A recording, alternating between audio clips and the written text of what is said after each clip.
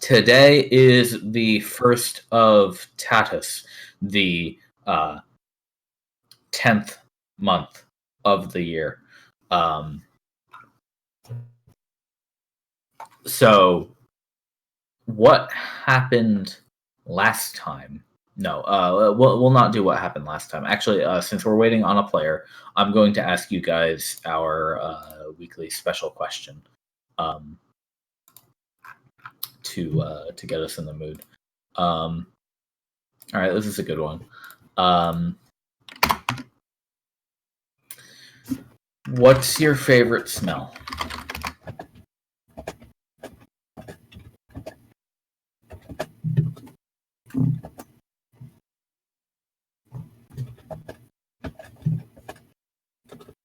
In character, obviously. Electrified gold. The smell of he's back. Gold when electricity is specifically when it's been struck by lightning. Just certain satisfactions. Almost like you can smell the decadence being ruined. It's quite pleasant.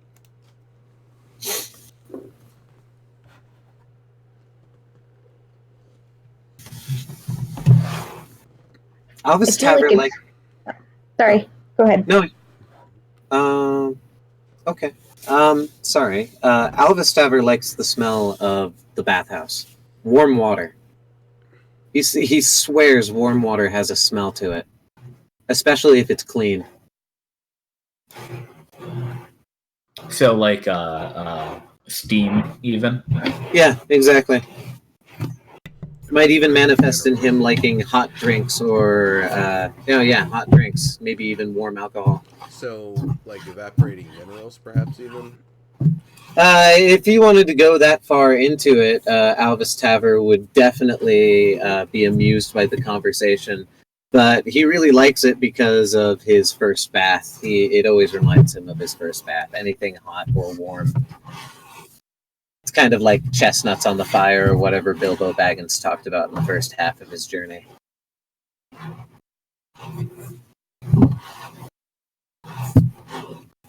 Okay, very good. It sounds like somebody's sawing wood behind you, by the way, Elvis, just so you're aware. Oh, shit. I think that's my cat. Go ahead, Limbani. So it's a little bit edgelordy to say steel, but like metallic sense, like coins, steel, chainmail, the works. Absolutely. Smells of civilization. I'm guessing properly oiled and well maintained, not like rusty smell. Oh yeah, no. The good stuff.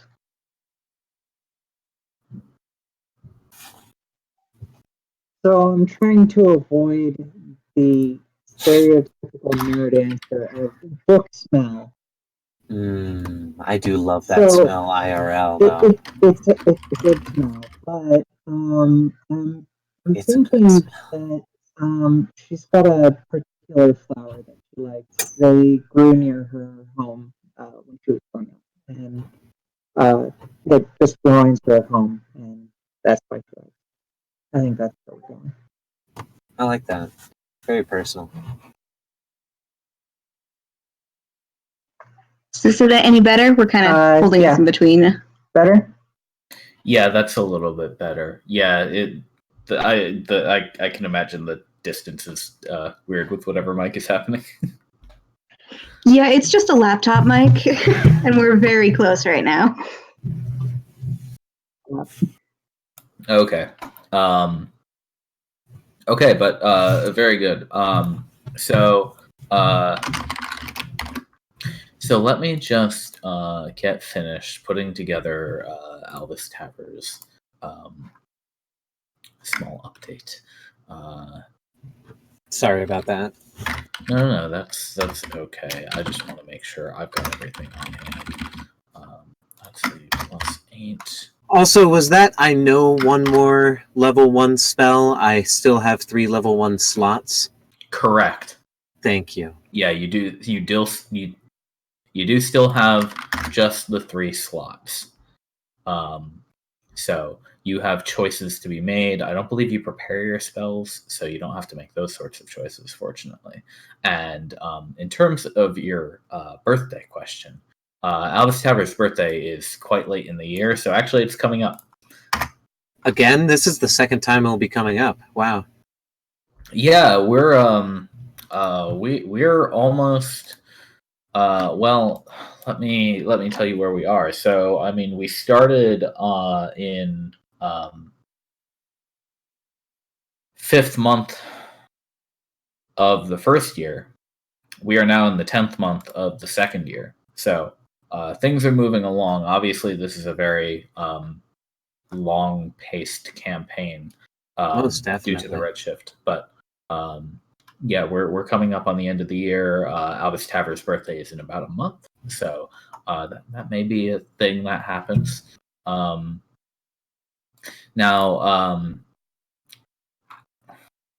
already 10:30, so let's go ahead. I'm gonna speed things up a little bit. So, Do it.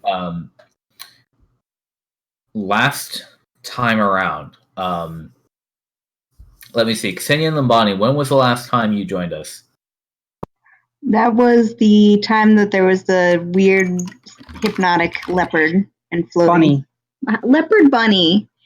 Anyway, and the floating thing. Yes. Okay. So this was a little while ago. Since then, I don't know how much of this you've kept up with.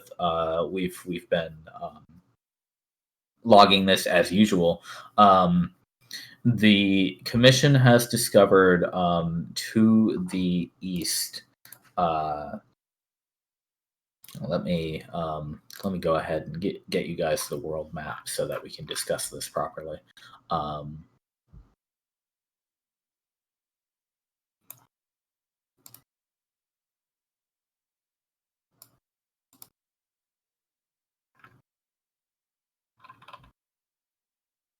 Okay.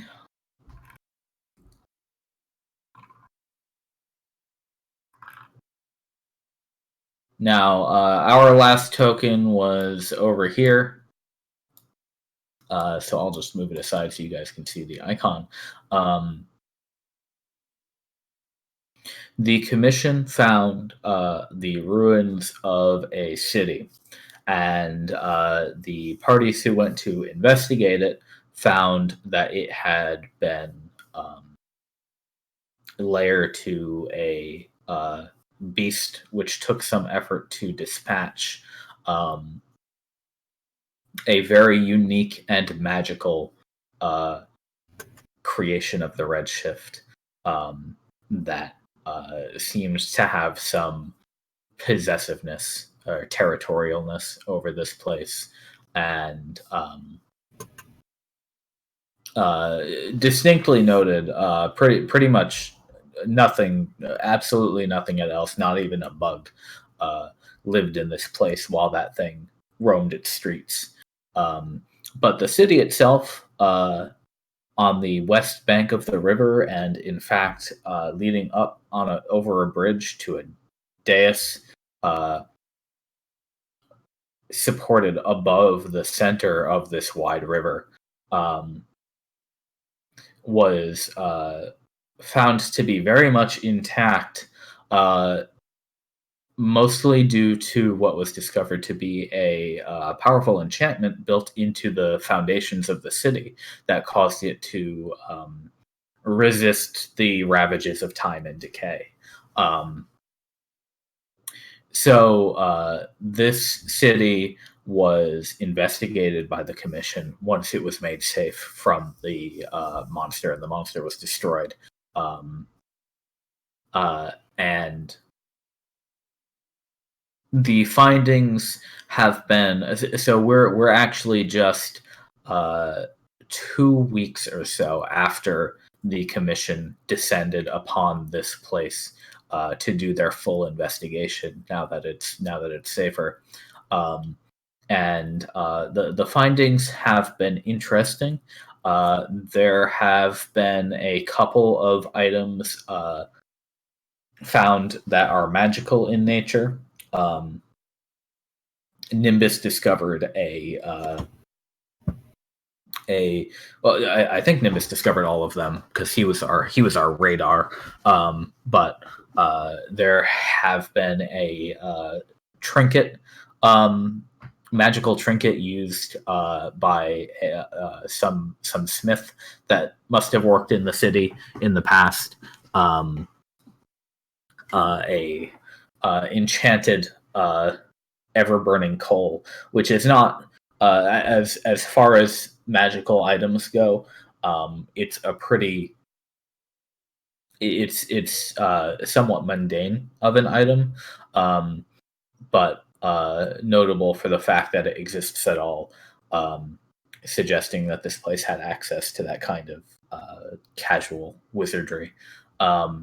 And also a totem blessed by lower planar energy, which is not generally considered good news. But on investigation, deemed to be harmless on its own. But who knows what that could indicate. There were some other things found in the city. Obviously, this investigation is what allowed the commission to learn the name of the city, Orvis. And let me, I can actually put the city name on the map.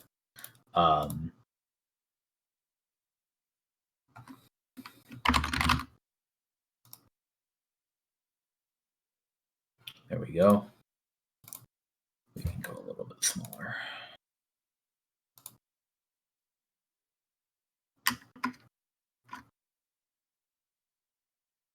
Maybe over here. Yeah, that's good. Oh, I should put that on the map layer too. There we go. So other things that we found included, let's see,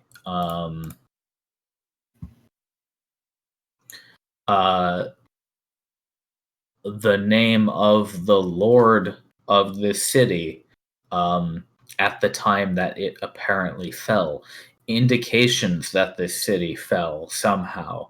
Now, one thing we didn't find were any signs of humanoids, corpses, remains, skeletons. None of that was found here for unknown reasons. But there were indications that things were abandoned suddenly. One of the things discovered on the initial visit to the city was as the city has been well preserved, a tavern that still had the plates and mugs on the tables, and obviously covered in 1,000 years of rot, but it's still sort of preserved in that way. Let's see. There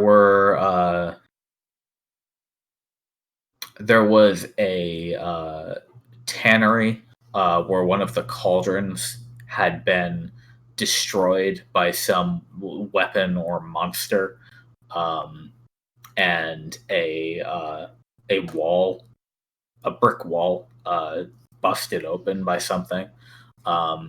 There was what seemed to be a classroom where all of the furniture had been piled up into one corner as high as it would go. And a few other things, but the cataloging of the city has been ongoing. Now, for obvious reasons, the commission has decided to take the city. And last week, the party managed to deal with a source of arcane pollution affecting the river north of the city. I don't know what you're apologizing for, but it's okay. North of the city, which has by now, a week later, allowed the river to purify itself downstream, and the toxic sludge that Nimbus discovered was heavily desecrated is no longer a factor here. It's cleansed itself away, and it's become much more safe for the commission to move in. At the same time, Dex set up a new obelisk at Orvis, and he placed it on the dais over the river. Now, one thing I want you all to know about the city is that, and this has been mentioned to those who attended the initial scouting parties, is that you have the main city on the western bank of the river that's been heavily explored at this point. Then you have a bridge and road leading up to the dais hanging over the center of the river. There is, in fact, a bridge to the other side of the river, but at current time, the bridge is out. It at some point was destroyed by something. It's unclear what. A large amount of it is just missing, and you can see that it's been taken away jaggedly. It's not like it just fell over one day. There's bits missing when you walk over and look at it, but you can see more structures on the east bank of the river. And due to the pollution, nobody has really tried to get over there yet. And the pollution has only just become resolved. So the Redshift has been preventing people from getting over there right now. But it is the commission's intent to get over there as soon as possible. So let me tell you what's been happening since then, and then I'll let you all decide where you want to start. But I think it will be likely that you'll be starting at Orvis, having traveled there last week. So just a little bit of bookkeeping. Nimbus, you had a few things pending. Pontus was making you those brushed rose glass goggles. And they're done. Cool. So those are 10 marks for you, and you've got them. Yeah. Those are separate from the beer goggles, correct? I don't recall the beer goggles. The beer goggles was one that I believe was already made and I paid for. It's been in my inventory. Are those the ones that you said you wanted the red? I think, no, those ones were just the simple frosted glass that would obfuscate vision. The new ones were the rose-colored glasses to try to filter red light and see if that would prevent it. Yeah, okay. Yeah, these are new. Okay. 10 marks. Okay. Yep. Let's see. The pollution that you collected from the river, sort of, as you guys identified just in general, but the vial that you collected and sent off has been studied and indeed determined to be heavily drenched in energy from the negative energy, the cosmic downward variable. Gross. The people who've contacted you to inform you about this have told you that they have properly taken the proper steps to seal this thing safely away, and slash disperse it in such a way that it can't be harmful anymore. They don't want anything to do with it. The thread that you collected from the paper monster was also studied, and they've determined that it is simply extremely strong fiber, like a natural fiber, almost almost silk. But Um, not of How any much of that do we specific have? creature that lives. not anything identifiable as such. Okay. Damn. Um, It would have been interesting if we could recreate it from, creatures that aren't from the Redshift. Like a goat. I guess. Goat silk with it. It was attached and prehensile to that monster. I mean, more like take it to an expert in small things, maybe like a jeweler, and then be able to take materials that we already have and then recreate it. Now, second update from the commission. Obviously, all of the obelisks have a communication device built into them from now on, so you all have been able to talk as necessary during the Redshift to people in the other forts. Limbani and Kusenia, this is actually the applied technology of that device that you found on the flying land. And Cool. Damn.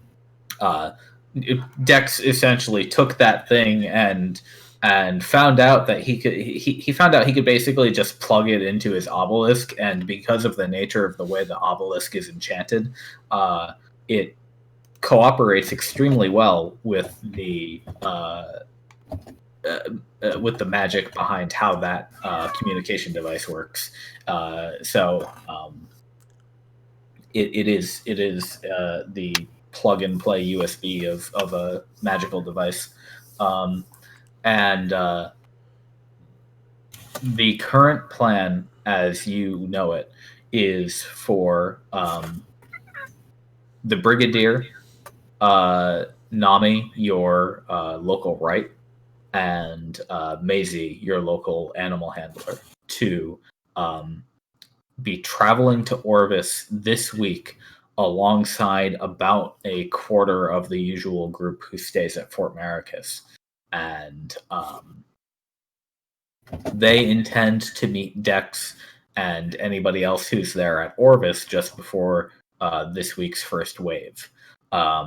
Everybody else will come along later, but the Brigadier has ordered that due to this new location and due to some of the things that they found in this new location, Fort Maricus will be from now on manned by a skeleton crew, effectively, and Orvis will become the new primary launching point of future commission operations. Hell yeah. Gonna have to find some sexy quarters.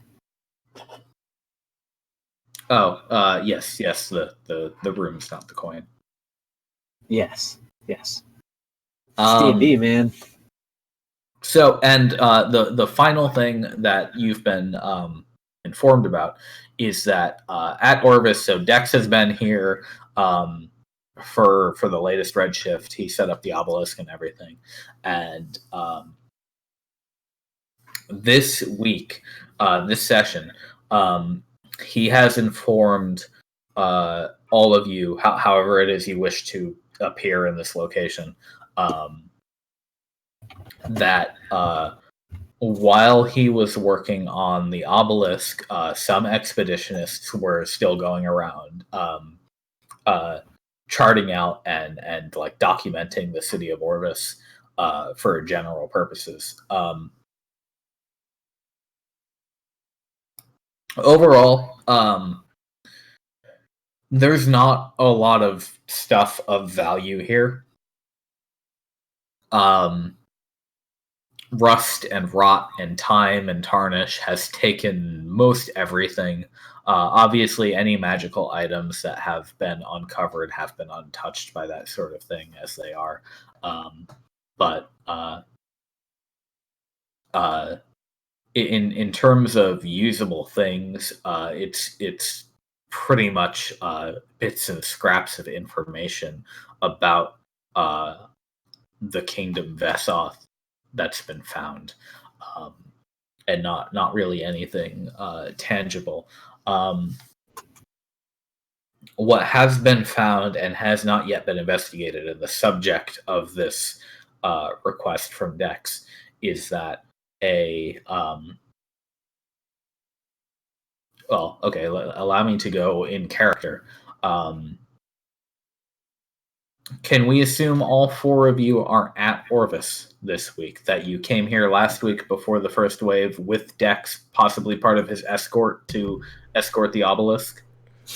Oh, absolutely. Yeah, Definitely. we've probably been trying to bring whatever scroll manufacturing stuff along with the library supplies for his office as well. I don't think he has his personal library yet. That's probably going to be carried along with Nami or perhaps Mercutio when he heads down here. Yeah, if you want to bring your stash of inks and such that you've gathered up, that's fine. We do have 10 days of downtime that you all can take if you like, and we can do that now if you want to attend to any downtime activities. Now, there's not much. There aren't many facilities at Orvis yet, but nothing's stopping you from doing some mundane exercises or mental exercises as well. Yeah, Ksenia brings her own books anyway. Perfect. Limbani's definitely on more of the security side of things, where she's definitely like, this is a new place. We barely know anything about it. We need to really be on our guard for, any weird shit that's going to pop. Oh, yeah. So let me give you a look at where you're actually staying right now. Now this isn't necessarily the finished map, but just so you have it handy for reference. Get rid of some of the junk on here. You all should be able to see this without your tokens. Can you? No. Everything is dark. All right. I'll toss your tokens up here. To the world. Oopsie. Actually, I think Nimbus was already on here, so I could just not delete it. There we go. Yeah, there. It's just the shadows that haven't been revealed yet. Oh, there are shadows on this? Okay, yes, there are. That's right. Let me go ahead, and we don't need those anymore.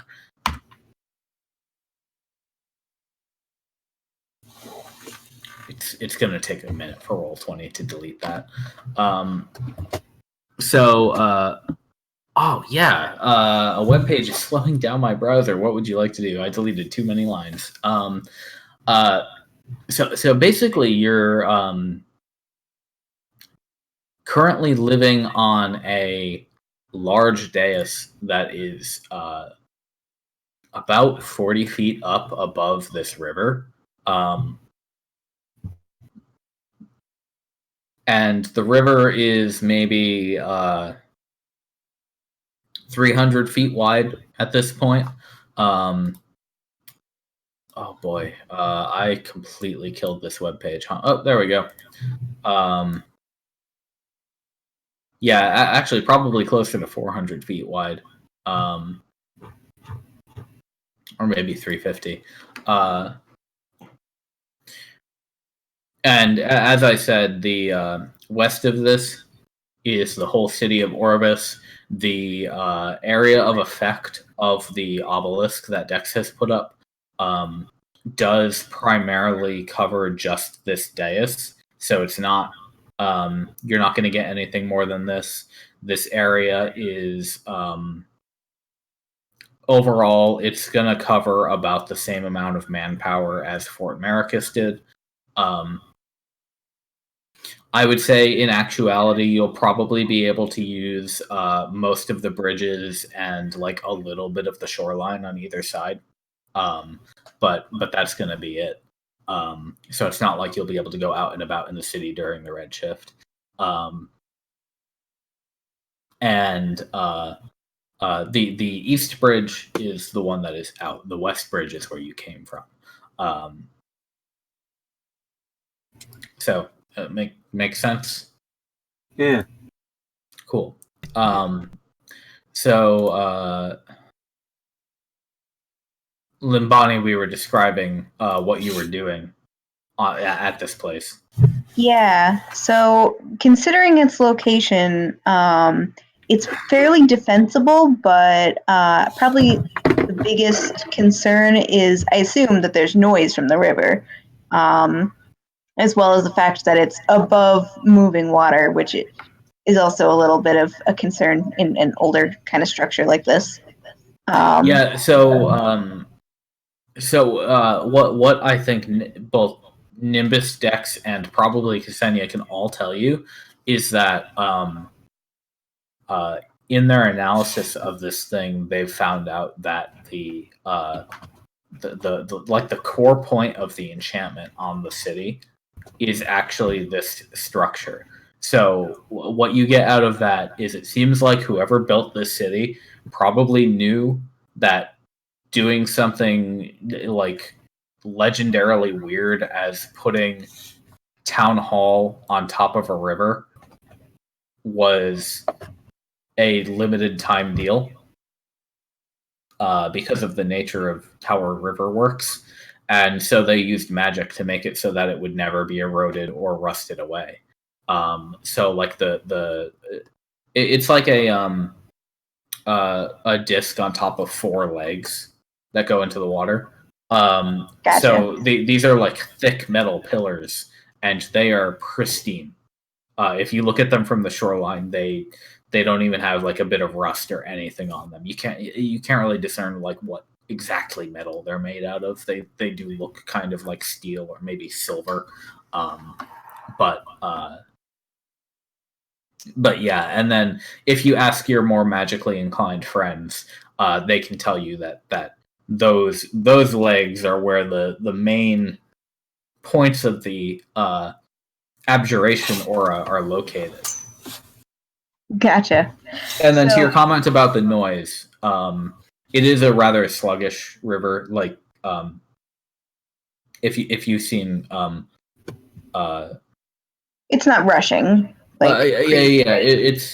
It's a big, lazy, fat, slow river. Like it's one you'd drive a full sized barge up and down, and put a city on either side of.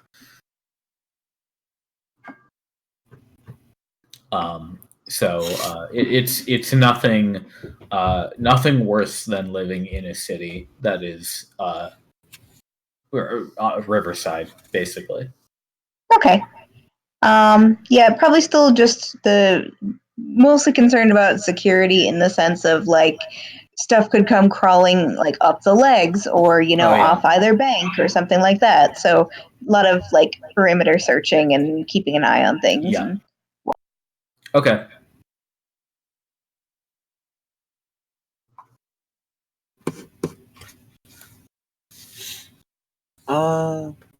I guess that leaves me, right? I think so. I weirdly enough would want to try to set up a base of operations for myself because Decus doesn't have his nice cozy library set up. Mm-hmm. And so inspired by some philosopher my mentor talked about, I can't really remember the guy's name. I'm going to try to conspire to get a large oil or wine barrel from the main camp over here to act as my sort of like housing. Okay. So I can have some. So you're going to get a large barrel and carve it out. Yeah, basically, and it's gonna be set up somewhere so I can have a little private space. I can write my notes to my guild, whom I'm a student and agent of. I can work on my map. I can probably hang it up in there, you know, all that other good shit. But I need my little privacy, and this is an opportunity for that.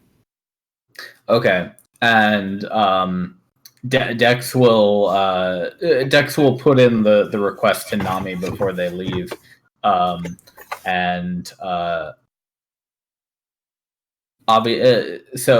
Nami gets on the line, and I assume you'd like to be part of this conversation. Oh yeah. Nami has been working for the commission for some time. Just so you're aware, I assume you know who they are. Yeah, Nami is the cat person. Yes. Yes. Kitty. So, like, Alvis Taver, you know that we'll be there shortly, right? I'm going to. I mean, Dex has described the area to me, and I have some ideas about housing for you all, based on the design and the format of that area up there. I mean, sure, it will take time to build, but do you really just want a barrel? So, my dear Nami, I do understand this, and in fact, I even appreciate it. I would move my barrel into such housing. But here is how I think of it. This is the second base of operations that I have seen thus far. How am I to know that there will not be another one, and then another? Am I to reconvene all of my possessions, my goods, my home base, just for a house? Sure, if we had yurts or something else akin to that, but that takes a lot of, time and effort. A barrel for one of my statures, perfectly well and also very portable. Likewise, if ever we have an abundance of supplies, I can take my stuff out of it, put it within a bag, and it can be used for its original purpose. Yeah, okay. I can't argue with that. I'll see if I can fit it on the cart. On the way up here. Try to put some water in it or something. Oh, that's a fine idea. Yes. All right then. You can have your barrel. I'm sure I can convince Lucent to part with one for you. Salver is quite pleased.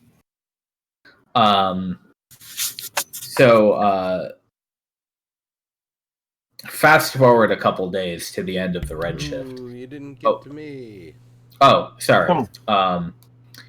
Right, you said scroll stuff. Yes, 4 scrolls of mending, unless an order for something else has come in. I don't believe there's been an order for anything else. Okay, so 4 scrolls of mending. And I think we're going to go ahead, and the way we'll do this is... so that is 60. 60 gold for you to create, correct? And then we're going to do the Intelligence Arcana check and a Charisma Persuasion check and find out the total. Okie dokie. So first, turn off editing mode here. Arcana, and then you said... Persuasion. Persuasion. Okay, so that's 23. So what that will get you is the scrolls are sold for 100% of their sale price. So that means that you get double what you spent. So you will get 120 marks in return for that. Now, logistically, that's going to be next time around, but considering that you won't be attending that session, I think it's fine if you just take the marks now, as long as you're not spending that 120 immediately. Yeah, we'll just keep in mind that I'm only carrying. You're carrying less than that. Carrying That'll is be fine. funny because I don't even think I actually take it with me. I can't, nobody's going to accept marks as currency outside of the camp, so. Right. Keep it in your wallet in your bed. Yeah. Okay, cool. So moving along, toward the end of the Redshift, Dex will gather you all up, and or probably during the Redshift, he would have told you about this, and he will tell you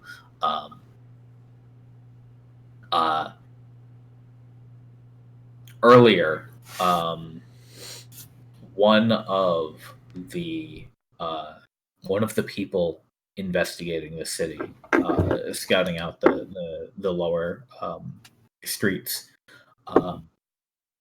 they found. Now this was this was only a few hours before the first wave. It was the same day, so they only reported in after the Redshift began. A tunnel under one of the buildings. Now, this was perhaps just an ordinary cellar of this place. Yeah, it was nothing unusual in terms of structure.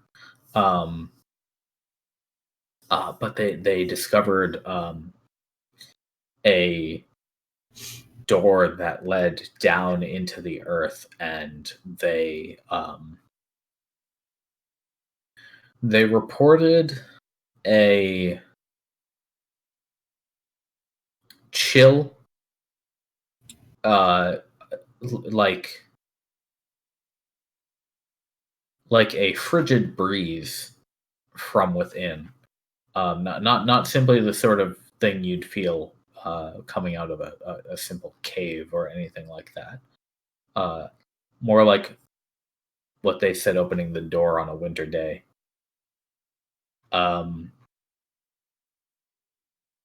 Do you all think you would be able to check it out for me when the Redshift breaks?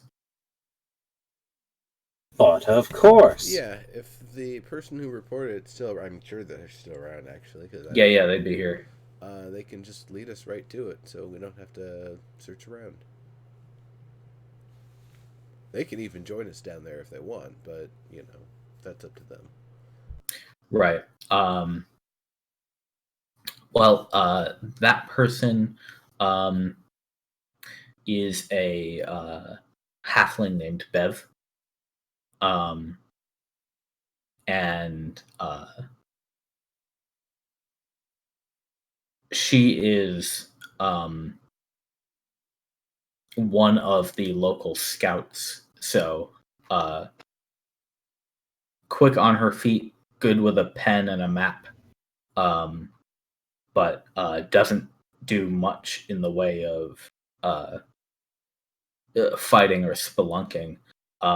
But she will tell you what she saw and what she heard, and she's happy to lead you there.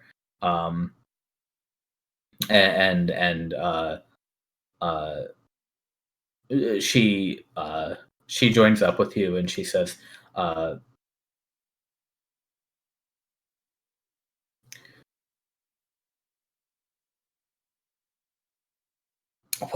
Oh man, I had the thing I was going to say in my head, and then it just went away. All of my words. That happens to us sometimes. Talking is hard." Alvis Taver hands her a pipe. Think about it. In character.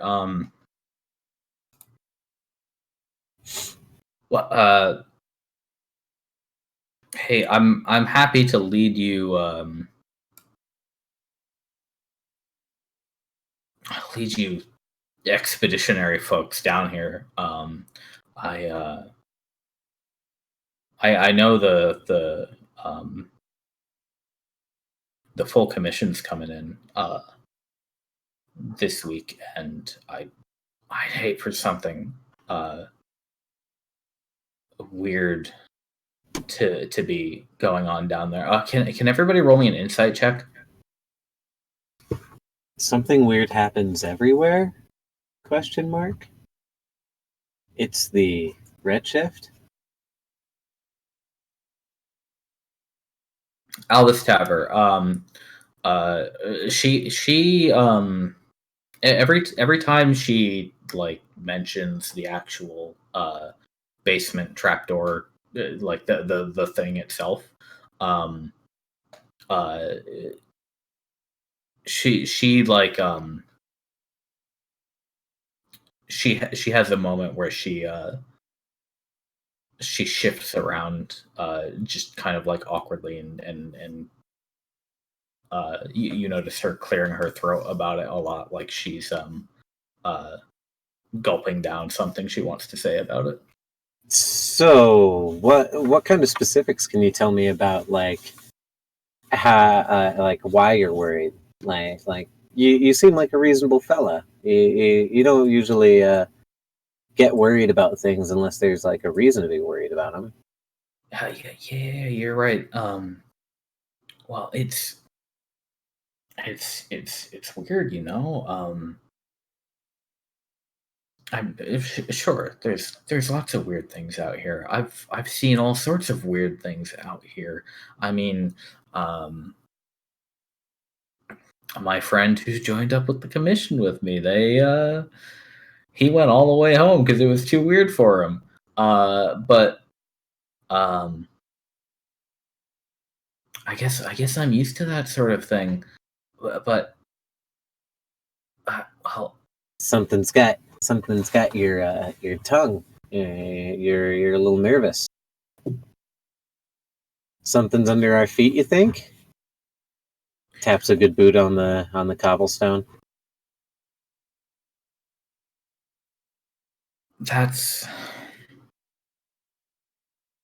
there was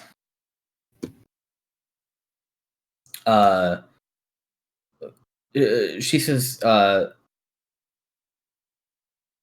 actually can I just talk to you privately for a second, Alistair? Oh, sure, absolutely.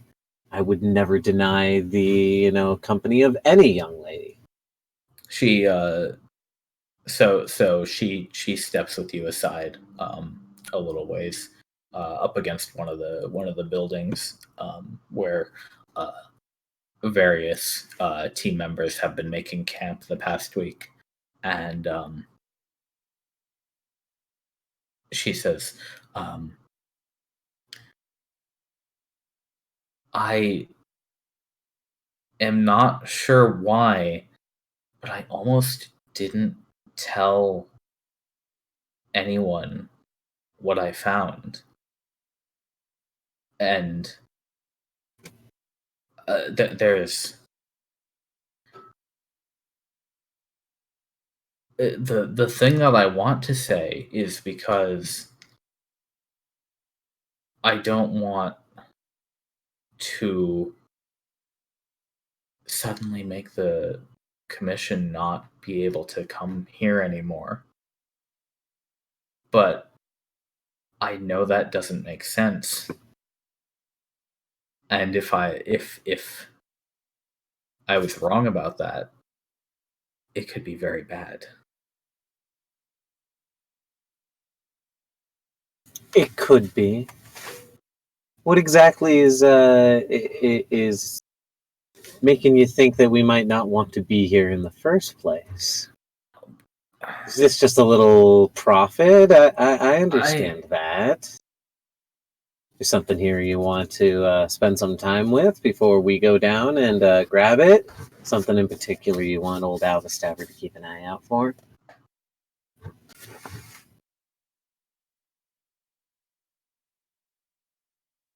Can you tell me if when you open the door, if you hear something, like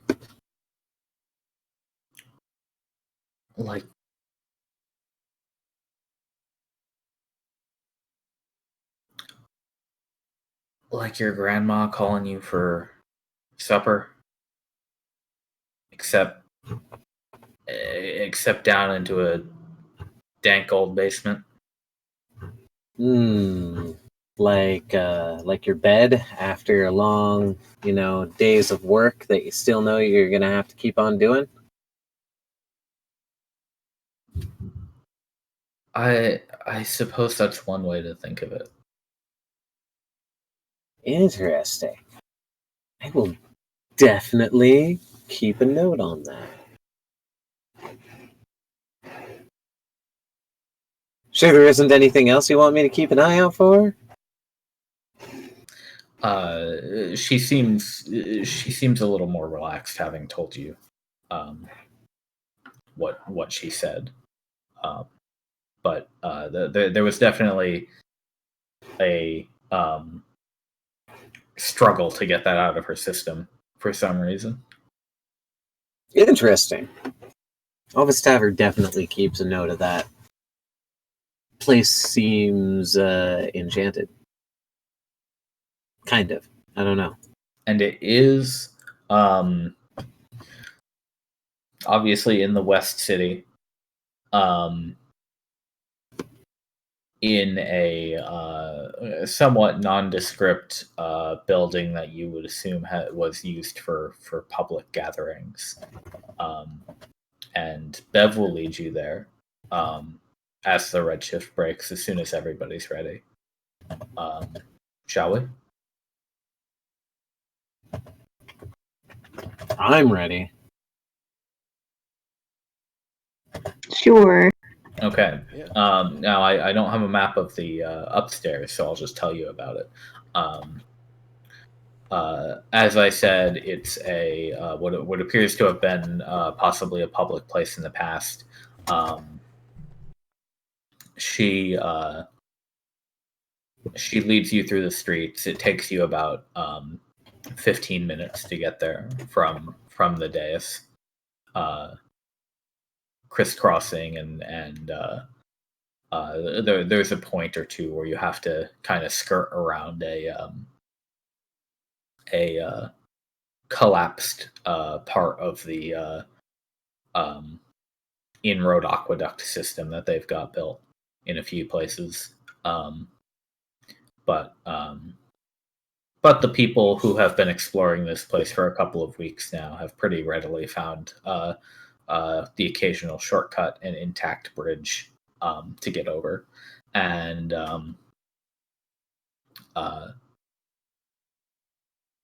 she says,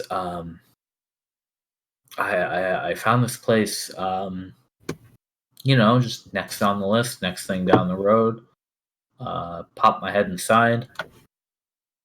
Looked like a tavern, probably. She opens, or she leads you through the doorway, and you see what you would guess to be a pretty normal structure of that nature. Nothing really stands out to you about it. Most of the stuff inside is busted and rotted. Some of it destroyed. And the rotted shards are lying on the floor in places here and there. She tells you didn't find much in here. Found a knife that had the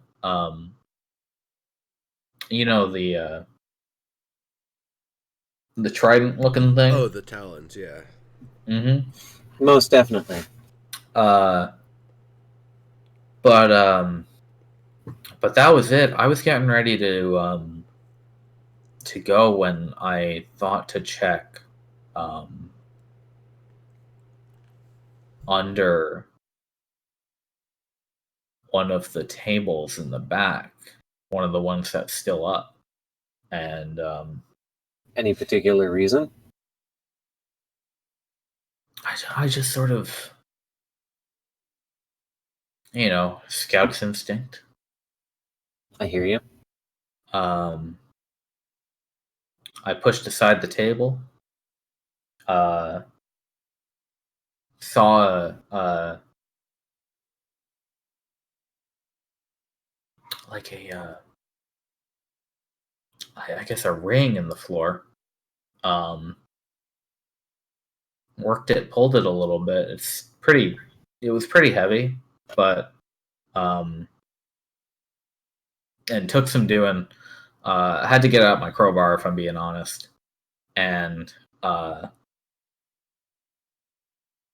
pushed open the trap door, which she then shows you, and she did close it on the way out. But she shows it to you, and it's now that it's been opened once, especially with a crowbar, you can sort of see the outline a little more clearly. But this is very clearly like a trapdoor that was designed to camouflage into the floor. You think if somebody was of the right mind to do so, they could probably make it so that this thing was difficult to see if you weren't looking for it. The eye would probably just glaze over it, only noticing like the small ring that serves as the handle that can be folded into the floor, flush with the floor. If you covered it with a table or some chairs, probably nobody would notice it unless you knew it was there. Well spotted. You didn't go down there, did you?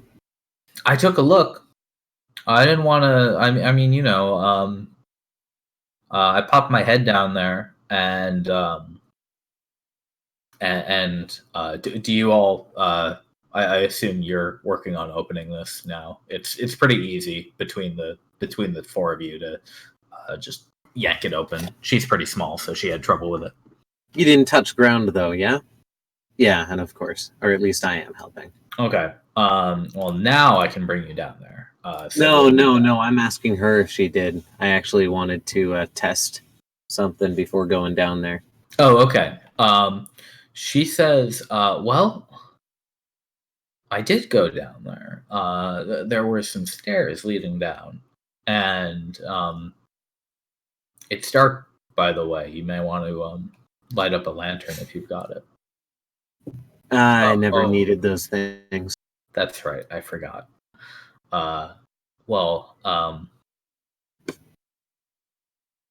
Halfling. So any of you who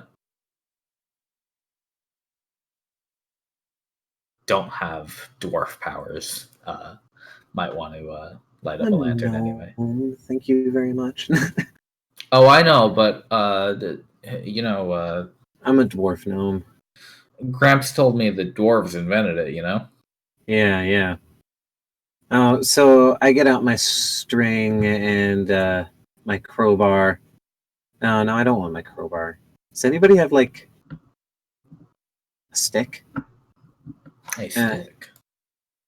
An unlit torch, maybe? Yeah, I like an unlit torch. I think I might. Nimbus, don't you have a lantern? I don't want a lantern. Okay. Yeah, he's just looking for a stick to throw down, I think. No. What I was going to do is I was going to hang the caged canary I have on my belt out in front of us as we moved forward. If it goes deeper, then, we don't know what kind of gases are down here. Well, I mean, I have a couple of torches, but yeah, it's going to be a little sticky. Nobody has a 10-foot rod. Yeah, nobody does. I guess I can use my crowbar. Okay, yeah, that'll work fine. You can hook the crowbar into the cage and bring the canary forward ahead of you a little bit. And now she says, well, I did go down. And you can see when the trapdoor is open, it's it's a roughly hewn stone staircase, so still perfectly intact, although mightily dusty. That goes down about 10 feet. It's kind of it goes down a narrow carved stone passageway, and then you see that it lands in from here, Alvis Tower, Alvis Tavern. You can see that it looks like a dark cellar, and here is what you see as you get in there.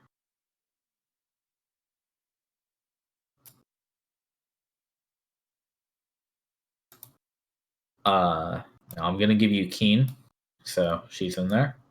And I'm gonna put the rest of you down here.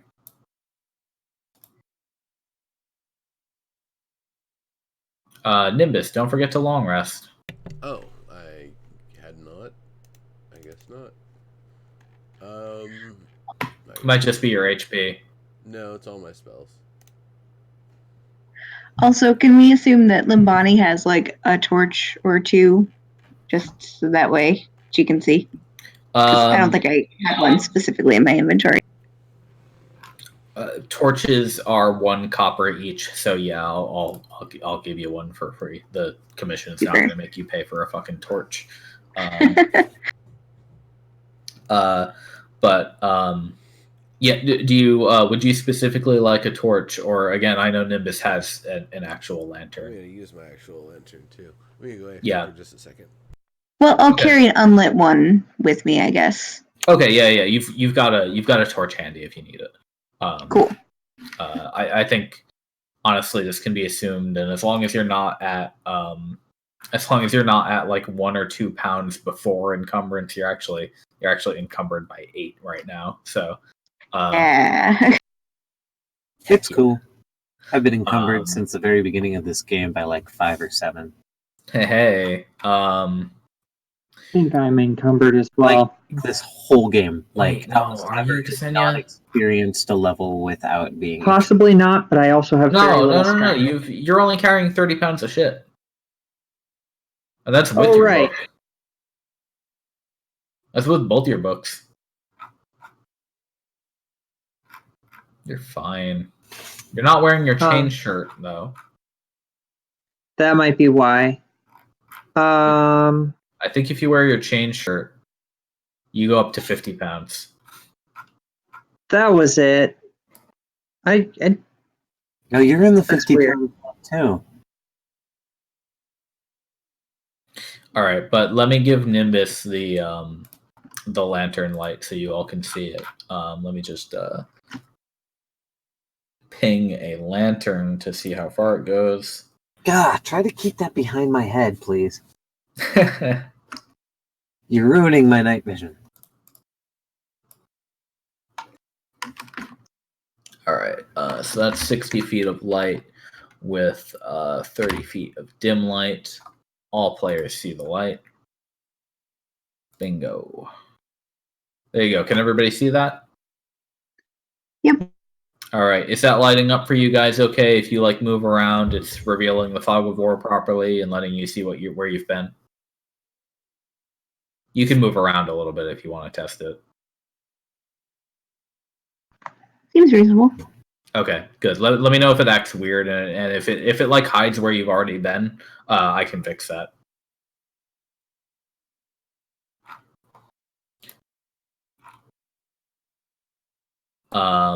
So Nimbus said he was going AFK, but we'll continue.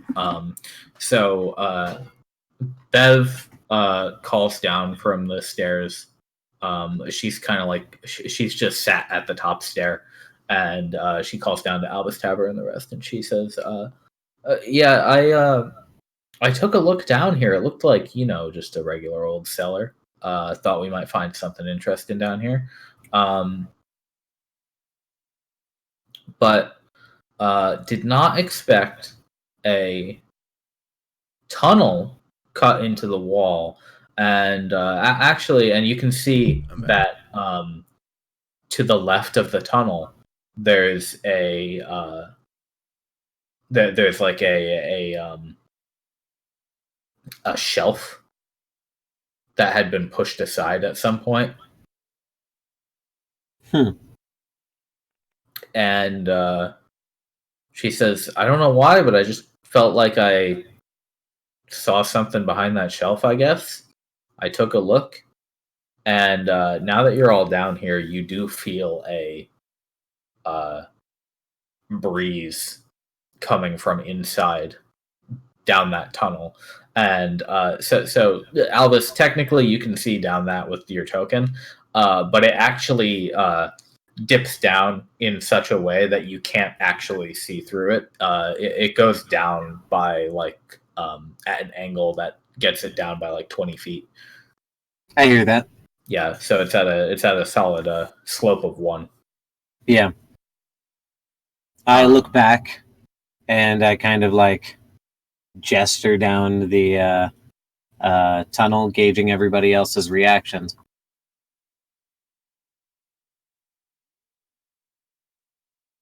Bev is just kind of like looking wide-eyed at you, and she's like, she mouths the words like, or she kind of mouths the words and points at her ears. She's like, "You don't hear anything, do you?" I cast. The answer to that is no immediately. Yeah, I cast Prestidigitation and have a whisper. You know, oh no, I just cast message to her and say no. Okay, good. It message so she can tell it's you, and she just shakes her head.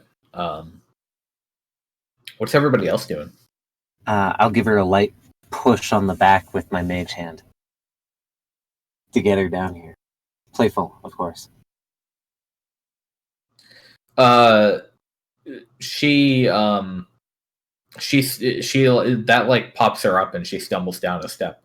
But then she stops and she just shakes her head again and she says, I think I better leave this to you all. I don't I'm not Oh, I'm a dumbass. I could just use my mage hand to hold the fucking canary. Would you like to retcon this into happening? Or you know what? No, it's super in character for Albus to realize that, like, at this time. Yeah. But I kind of want to keep it free too, because what if I need to use something? That's logical. So she says, I mean, I've got a knife, but I'm not. I wouldn't call myself a spelunker. Well, then, unless you got any other insights, thanks. You should head back home. Tell the big girl that we're out. The Senya, meanwhile. Lucette, of course, is the big girl. Okay. Ksenia, meanwhile, goes over to the hole and sort of looks in to see sort of how steep the drop off is. Yeah, you can actually tell that there are slightly rougher stairs carved into this one. So it's low enough that you do have to watch your head just a bit as you go down, but it's not terribly steep. Gotcha. Could we determine that these rougher stairs are just rougher made or older? Give me a history check, because that's what's usually used for like stone stuff. Cool. God damn. They appear to you to just be rougher made. Okay. Like you comparing the walls of the cellar to the walls of the stairway that goes down, you would say that these were probably made by different people, or at the very least a different process. Like one of them is like it's a cellar. It was put here when the house was put here. The other one is like somebody dug this at some point. I get you. Cool.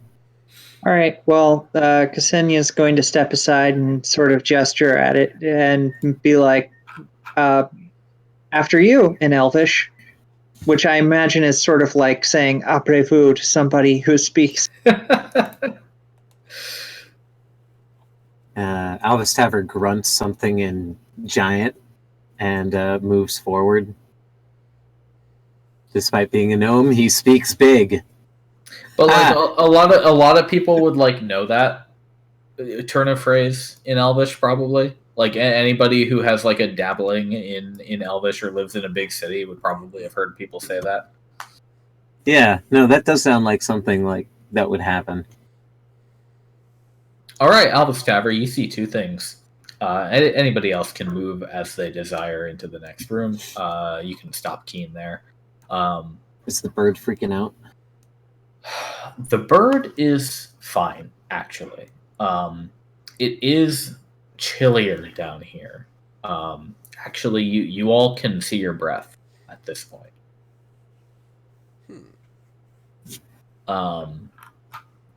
So anybody scantily clad is getting a little shivery. But you especially because it's like wintertime, right? It's October, fantasy October. So it's not quite cold out yet. This is like stepping into a refrigerator though.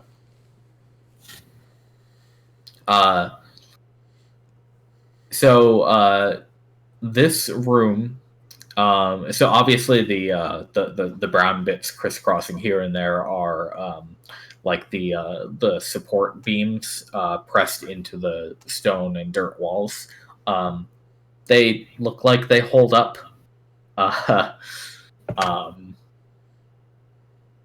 Undisturbed. Possibly not a lot of moisture down here, thankfully. But before you is a statue. Now, this one is not roughly hewn, unlike the walls and such. This one is a statue of a masculine figure. It's kind of sitting with its legs crossed. It has almost in like a meditative pose. It's got both hands like laying out on and out over its knees, and it appears to have its eyes closed. It does have two great big curling horns. Ooh, I definitely want to inspect that. Look like any particular race of being that we're aware of? I mean, you'd call it human with horns. Okay. I think at this point, Ksenia starts casting Detect Magic Ritual, so it's, going to be like 10 minutes. So while you guys are doing that, she's just kind of sitting in the back, preparing her spell. Hot.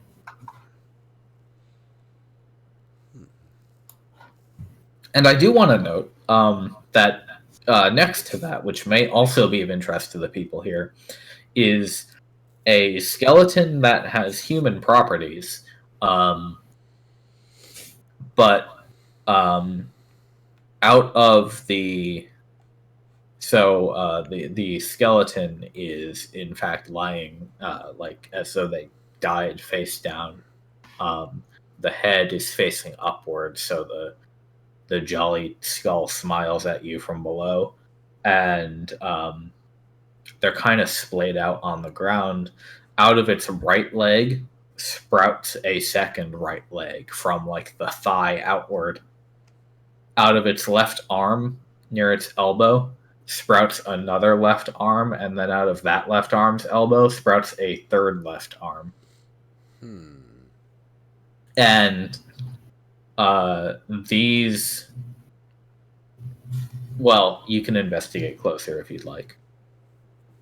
Does it look as old as the surroundings in this area? Like the hastily dealt with objects? Like the... That's a good Does it look question. like it died recently? I mean, you know that there have been explorers into the Redshift zone, but they're not common. They are generally considered madmen who don't value their lives, and most of them die quickly or come home screaming. This one looks old, and just based on your knowledge of the area, you don't see how anybody could have gotten to Orvis in a single redshift and gotten all the way down here. You don't expect that this is from somebody who came here after the redshift started. That's just a logical deduction. Well, yeah, I was just wondering if it seemed amiss in any way. Not in terms of age. In terms of age, it is clearly quite old. Okay. Does the body look like it died, or the remains look like they died in combat or in some sort of struggle, or any sense of that? I will have you do a medicine or investigation check for that one. Okie dokie. Can I use my thieves' tools to get a closer inspection on the statue while they're looking at this this weirdo bone daddy? I mean, I figure you might have like a small magnifying glass, and I know you have a mirror in that kit. Yeah. I figured it would let me like brush up against the corners of things too, like maybe a pokey bit where I can like see crevices, try to see if there are any mechanisms. Was really what I was thinking at first hand. Got it. Just a really good close inspection. Yeah. Nimbus, you take a look at this, and just from the skeleton, it's hard to tell how it might have died.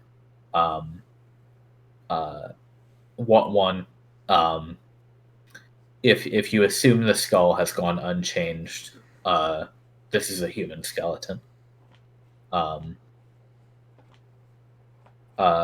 Two, you don't see any signs of trauma, so it's not like they were.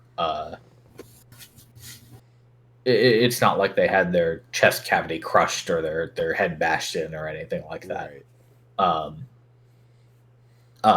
Aside from the obvious trauma of where the limbs connect to each other, where rather than the way bones are normally connected, which is via tendons and such, these are cancerously sprouted out in almost like you know how if you just like grow a crystal in like one of those little liquid things that kids will do as science projects. Yeah, almost like Tree Man. What? Almost like what? Like the Tree Man. The guy with the like growths on his arms and stuff that look like tree bark. bark. I know what you mean. Yeah. I mean, I guess I would describe it more like a sprouting, jagged, sharp, cancerous structure that bursts directly out, and then after that point, like kind of tapers off into a regular human bone, and then the rest of the leg connects as a normal leg would do. Feral. That's gross. Same with the arms. I wonder if this was early effects of the redshift on this population, or if this was some sort of experimentation space. Nimbus, or not Nimbus, Alvis turns around from his investigation and says, I was just thinking the same thing. Alvis, can you give me a quick investigation as well? Okay. I think at this point is roughly when Ksenia finishes casting.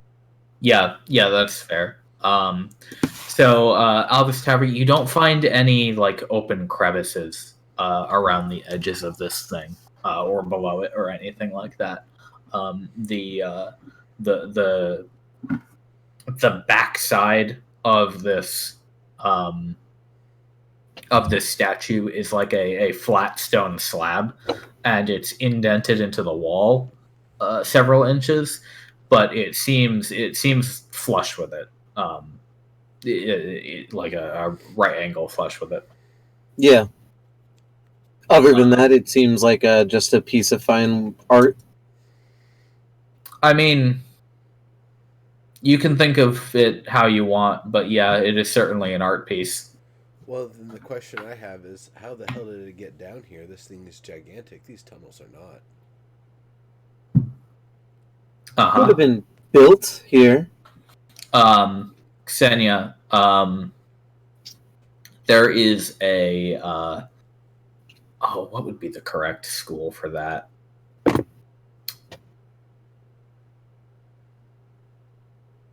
I guess enchantment is mind control. Maybe transmutation.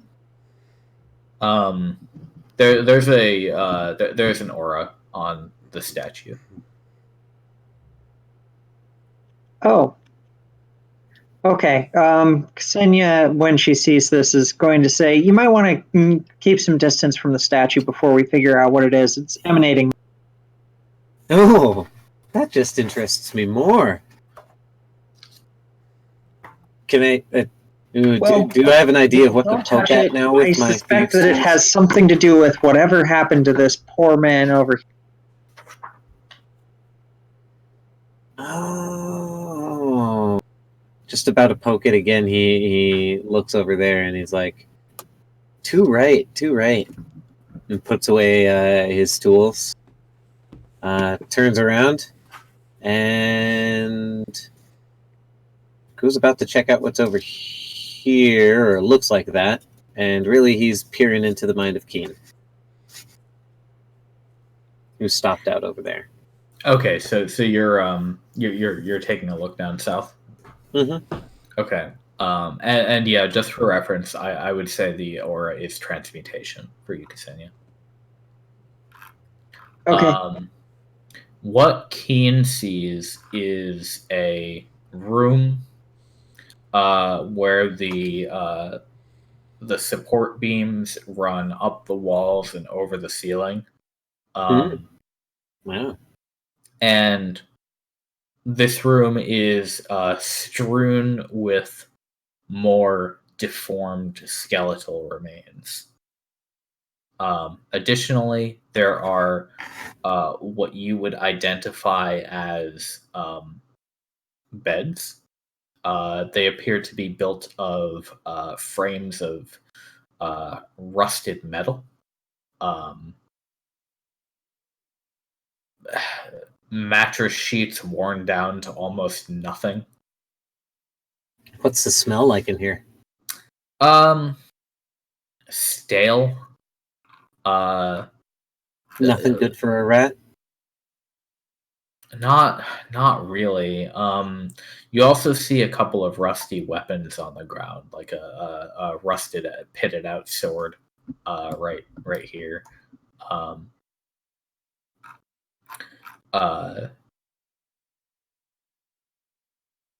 Yeah, and there are a couple more skeletons than are necessarily drawn on the map here. Just consider that as a reference. Bits and bones. Some of them are not even fully connected to bodies. Yeah, that's weird. Is this like a skull right here? Yeah. I think she'll just chitter and clean herself right here, waiting for a party member to do some more investigating. Okay. Should I be rolling something like Arcana to see if I can figure out what exactly that statue might do? Yeah, go ahead and give it to me.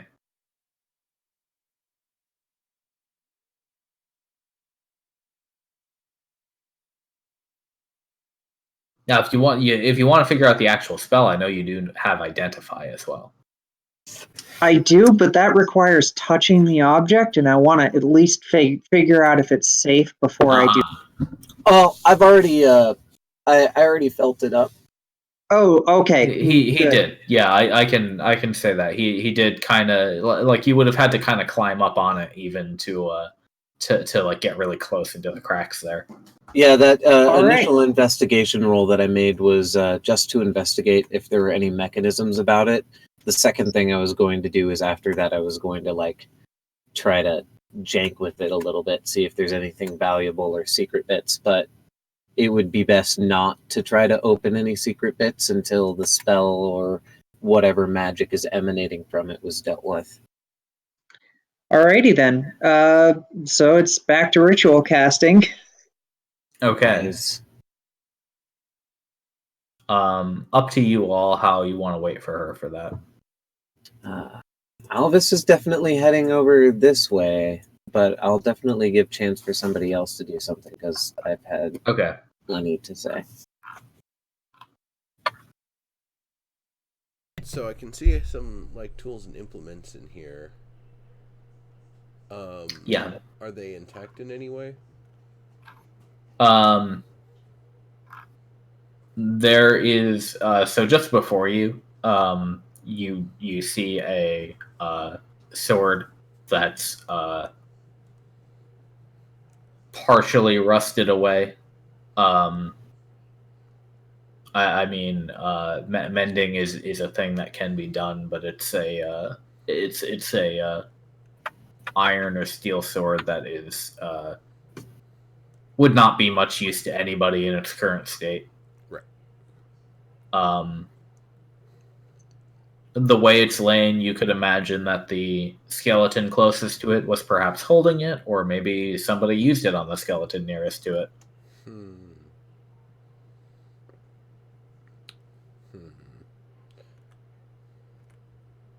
And then do I can see a couple other things from here, or is that the only particular implement?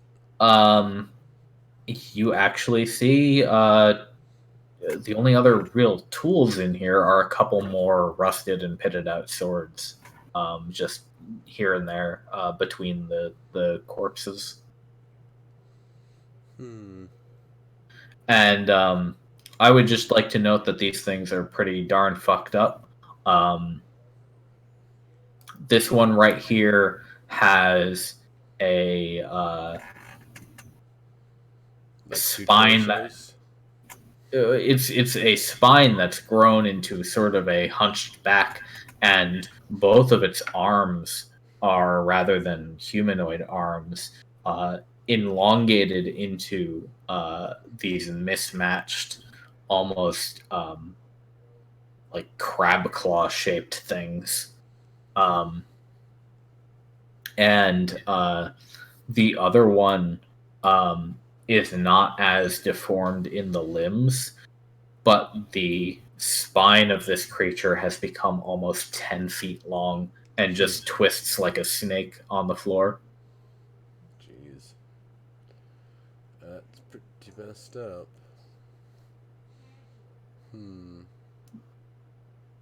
Squeak!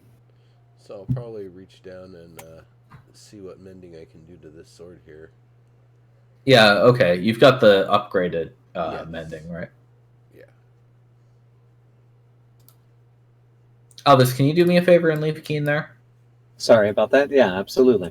Cool. I was just trying to be cute. Hey, what's their passive perception? Keen's? Yeah. Here, let me open up Keen's character sheet. Sorry about that. Keen's passive perception. She has a bonus to smell, Keen Cell, so has advantage on wisdom perception checks that rely on. You know what? I'll give her a spell for this one, actually. So could you go ahead and roll perception for her? Yeah, absolutely. Here, I need to select you'll her have advantage on that. as Keen, advantage, and then it's +0. So can I roll a d20 +2? I don't know how else I'll do that. Or proficiency bonus just says +2. Will that just roll it? No. Hang on, wait. So what are we trying to do? Her sheet doesn't have a perception check. It just has a wisdom check. In that case, yeah. That just means she's not proficient in wisdom, or perception. So just do wisdom and do it with advantage. Okay. Okay. Yeah. No. Absolutely. There we go. Okay. That's what it does. That was a 2 on the other one. Thank you. So the proper way to do this now, it would be for everybody in the party to roll initiative.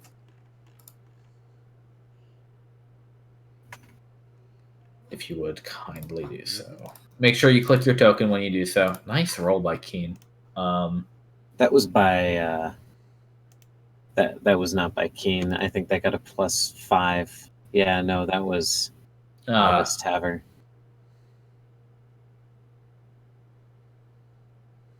Keen's roll would be +0. Do you want it to be Keen's? She'd have an 18. Keen has a 2. Then Albus Tower has an 18 +5. Please. Yeah, sure. Yeah. However you want to roll those two, I don't care. That's up to you. You decided which one rolled first. I wanted Albus Tavern to roll first. Yeah. Go ahead and roll again for Albus Tavern because you didn't have his token selected when you did it, and I'll give you the 18 or the 23. Cool.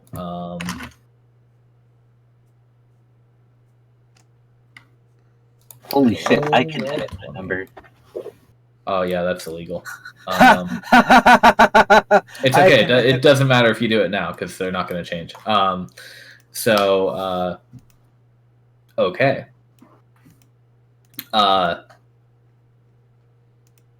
You all have the surprised condition, technically speaking.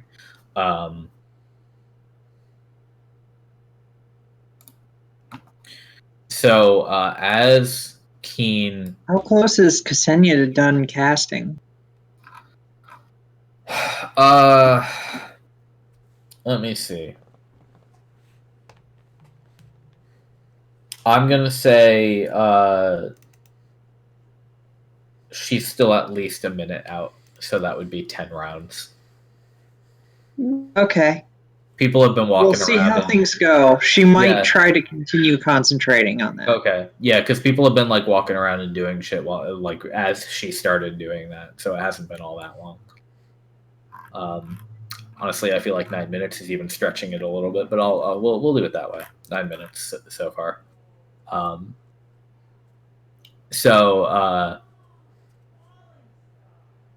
Keen chitters, and Alvis, were you looking through her eyes at the moment? Yeah. When Nimbus walked into the room, because I was gonna play cute as Keen and. Okay, yeah. So she flops around on the floor and makes noises, and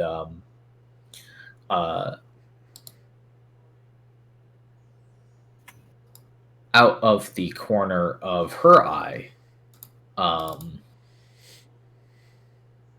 she sees a oh boy, that's interesting.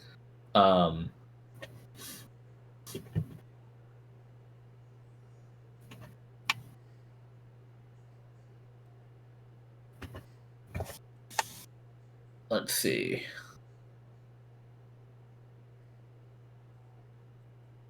Oh, okay.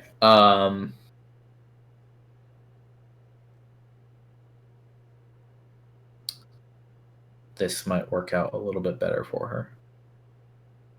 Yes, squeak question mark. A kind of dark, watery looking slime tendril flows along the floor in front of her, and you realize too late that it has surrounded her, and she needs to make a DC 13 dexterity saving throw. Damn. All right.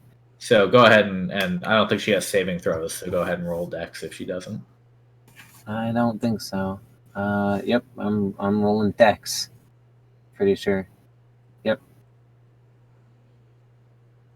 Okay.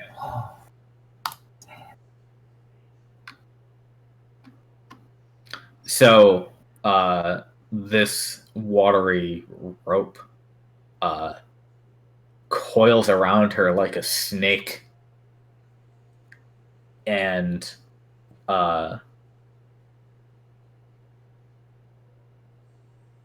she is restrained by this thing. Now, Albus Taver, you still have full awareness of her. So, like, if you have any free actions or anything, you can still take them because you have regained your ability to take a reaction because of your high initiative. So you're not surprised anymore. Everybody else. I think we might be having connection issues over here. If you can hear us. Oh, yeah, I can hear you. I can hear you. Huh. Yeah, Serb just cut out there completely. Oh, can you hear me now? Yeah. Okay. So Keen has been wrapped up by this thing. Now, she doesn't take that damage until the start of her next turn, which is at initiative 2. And Albus Taver, you have a reaction because your turn has ended and you are no longer surprised. Everybody else has the surprised condition. As an action, you can temporarily dismiss your familiar. It disappears into a pocket dimension where it waits your summons. Alternatively, you can dismiss it forever. As an action, it is temporarily dismissed. You can cause it to reappear in any unoccupied space within 30 feet of you. Oh, that is an action. Oh, it has to be a free action? Yeah. If it was a free action, I would obviously let you do it. But yeah, since it's an action, that would have to be on your turn. Let me see. I did want to check something quickly. Nope, and those are bonus actions. There aren't.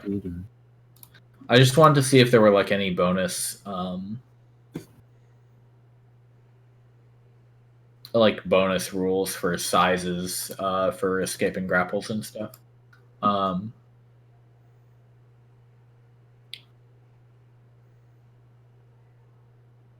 Okay, yeah, so Badath has his turn, it goes by. Now, Albus, do you shout to indicate to anybody? Because in the room would only be Nimbus at this point. Obviously, you're aware of what's going on. But Ksenia and Limbani would be unaware, I think.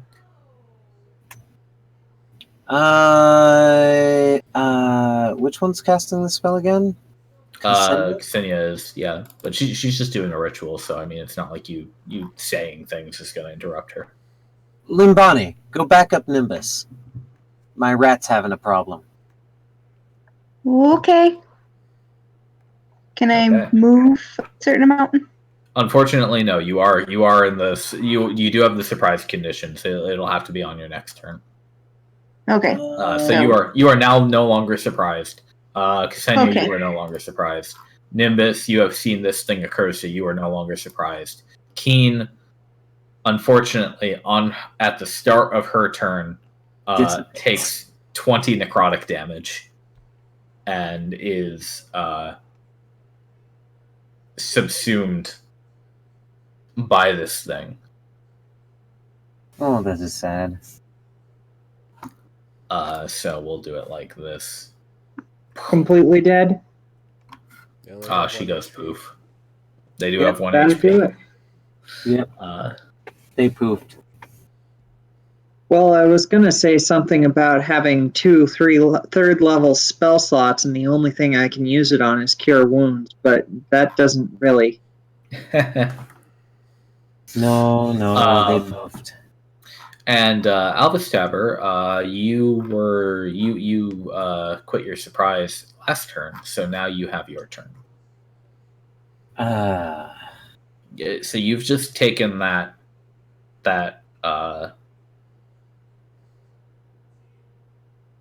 cleaving of the soul that happens when a familiar goes poof, and her essence has kind of been forcibly been slammed back into your mind. Yep, I put the canary down right here to sort of act as some sort of alarm, and I turn around and do. What's my movement speed? Yo, 25. 5, 10, 15, 20, 25. If I dash, that's 30, 35, 40, 45, and 50. Right there. Bam. Yep. And technically you could dash again, right? Because rogue. Yeah, because I If you have wanna. that cunning action. I can use this action to dash, disengage, or hide. I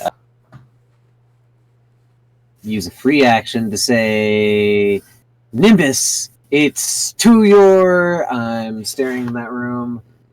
Left. Yeah, and Nimbus, you've already seen this thing. You spotted it as Keen squeaked to death. And I hide. In fact, Okay. These are walls, yeah? They are rock walls. Go ahead and make a stealth check. With advantage? I believe so. Sweet. Not Keen. Oh, yeah. No, that is not Keen. But that is an Alvis Tower roll. Okay, so... why the fuck is it on Keen's token, then? Okay. Because I did it as Keen, because I was doing the squeak. Got it. Do you have proficiency in that case? I don't have proficiency in stealth. Oh, you don't? Okay. No, I have proficiency in deception and insight. Alright, got it. Alright, so you've got a nice 15. Or sorry, I have expertise in those. I have proficiency, or... No, those aren't proficiencies, are they? I don't know. I don't think they are. Cool. Anyway. Cool. That's all good.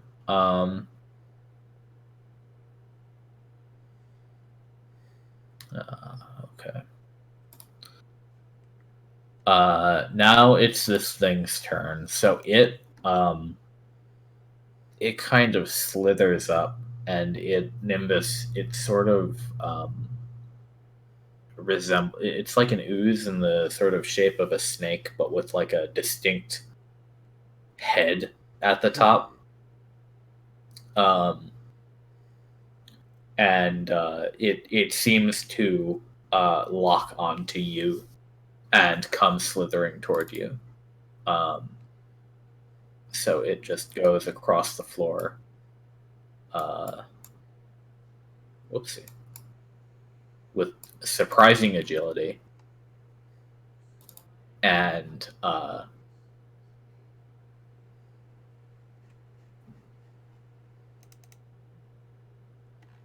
it lunges at you to do the same thing it did to Keen. So please make a dexterity saving throw. No! Oh my. God damn, that's a bad roll. That's a bad roll.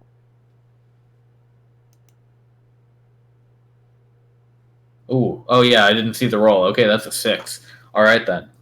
So Nimbus, you are grappled. So this thing this thing slithers across the ground after apparently devouring Keen, and you can't really tell what it's going to do, and it just like cobra leaps at you and swirls up and around your chest and starts constricting. Badath can do anything. I think Badath is going to... So I just want to note, technically this is a grapple. Technically it is a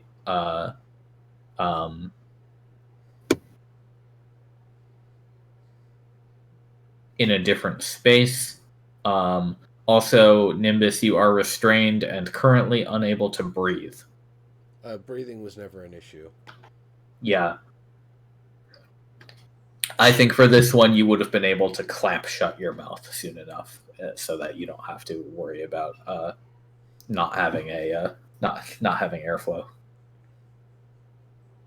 Well, no, I generate my own air for myself. Like, I can just constantly breathe outward and expel any potential... What are you? Sustained and unable to breathe. Grapple target. Yeah, okay. So, Badath has your command.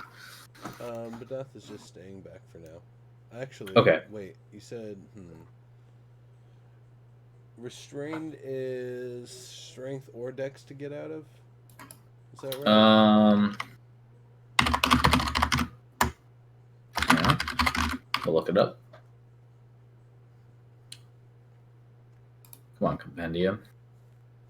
Your speed is 0. Attack rolls have advantage, and your attack rolls have disadvantage. The creature has disadvantage on dex saving throws.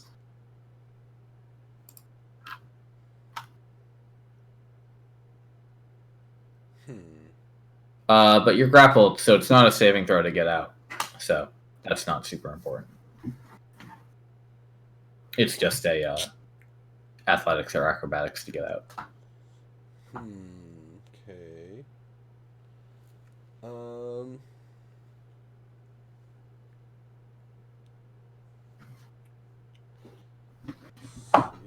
How large is the creature? Is it the size of a snake? It is a medium-sized monster, so this is a pretty swarthy snake. If we're using that comparison. Gotcha. Like a python.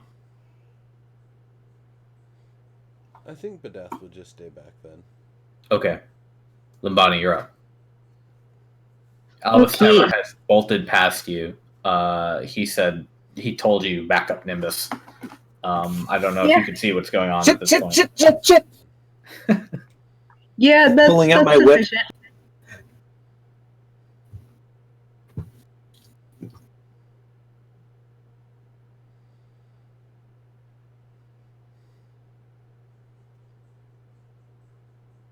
No one can see me. I am in the wall.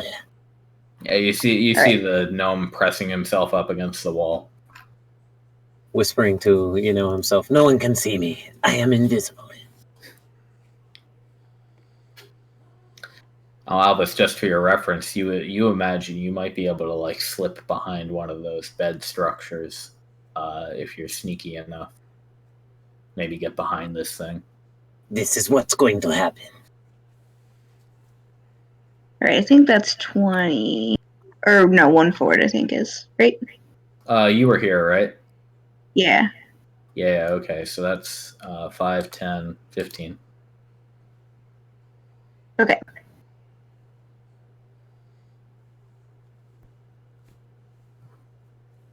So since I'm encumbered, I think that's as far as I can move with one. Yeah. If your normal speed is 30, then yeah. Yeah. Do I have line of sight on the creature? I'm not sure how entangled it is with Nimbus or not. I would say you do. Narratively speaking, it is wrapped around him. Mechanically speaking, it's in the space next to him, so it's like in both spaces, really. Okay. So you see Nimbus wrestling with this thing. It's wrapped around its chest. It's actually wrapped around his mouth. But he doesn't look too concerned about that part. And yeah, anything else? Just a big old glistening, rubbery ooze creature. I'm gonna throw a dagger at it. All right. I'm super short. Don't hit me. That's a good thing. It's gonna go right over your head. Rolls a 1. Rolls a 20. 23. Nice. All right. So that that dagger buries into the oozy body of this thing, and it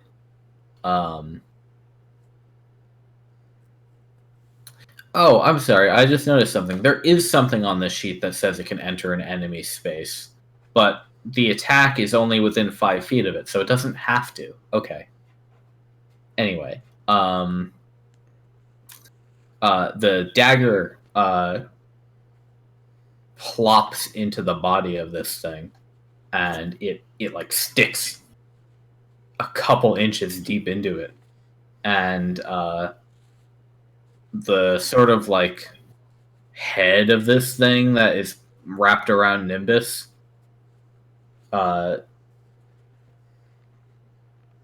jolts toward you, and is a one thing, real sound quick. that comes out. Yes. Can I add the thunderous smite to that? I fucking sure think so. Is that only on melee, or can you do that on everything? Oh, I think it's melee. Oh yeah, melee weapon attack. Oop. And I don't think do thrown attacks count as melee attacks. Nope, they count as ranged. Yeah, I think that's ranged. They count as ranged. Okay. So Worth a shot. Yeah, worth a check. Also, I think since I got to level 5, I have an extra attack. You sure do. Super. I'm gonna throw it again. Okay, go for it. Mm. 13. A 13 just the creature actually like it bends its body in such a way that the dagger it goes over it. No. It's seen the first one, and so now it knows where it's coming from. Yeah. Damnable dice. All right, I think that's my turn then. Okay. Ksenia, what are you doing? Given the sounds of panic going on, I think Ksenia might actually decide that this is worth stepping away for a bit. No, we got this. No. I'm joking. Oh, right, I'm on the wrong. Okay. She's gonna step away. Let me do some.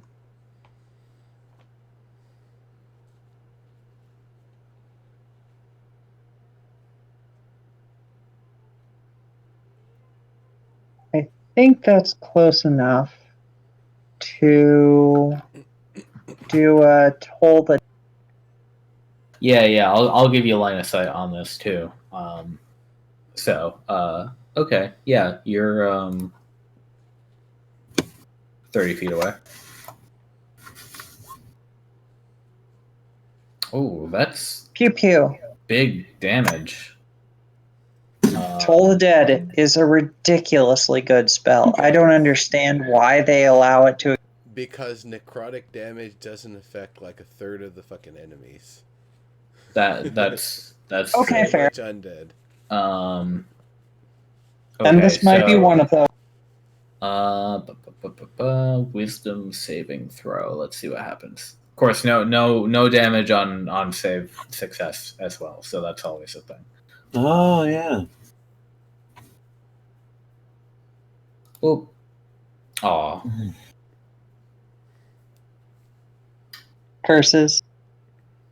So, Dolores Bell doesn't seem to do anything. Womp womp. All right, Nimbus, back to you. So you, at the start of your turn, do take that 20 necrotic damage. Oh. Yeah, no biggie. And now you can use your action to do whatever you want. You can use it to escape a grapple or do something else. So I'm gonna ask your interpretation of a spell here. Okay. Mirror image. 3 Yes. illusory duplicates of yourself appear in your space. Until the spell ends, the duplicates move with you and mimic your actions, shifting positions with you. So it's impossible to track which image is the real one. You can use your action to dismiss the illusory duplicates. So my question is, can I cast this, and once I have shifted positions with one of the other ones, just let the creature have that one and walk away with the other two? I would say, due to the nature of this particular creature and the nature of those being intangible illusions, no, because this creature is currently like if you read the text of the life leech ability, you can imagine that this creature is currently, as I've described it, wrapped around you and like wrapped around your mouth. And the way this thing attacks you with this grapple is it's literally like flooding your mouth with liquid and trying to drown you. Hence the you can't breathe unless you can breathe water. So creating an illusion would not loosen its grip at this point, and so unfortunately that won't work. So then, any spells with a verbal component I wouldn't be able to cast right now.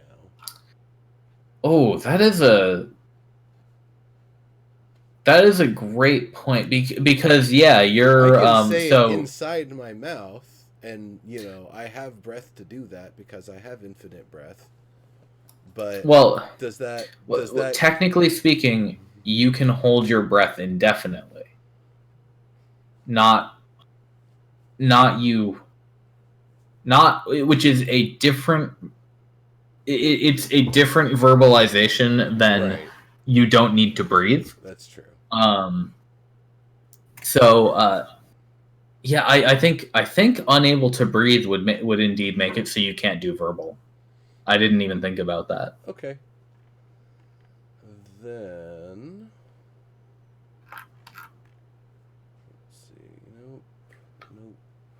Nope.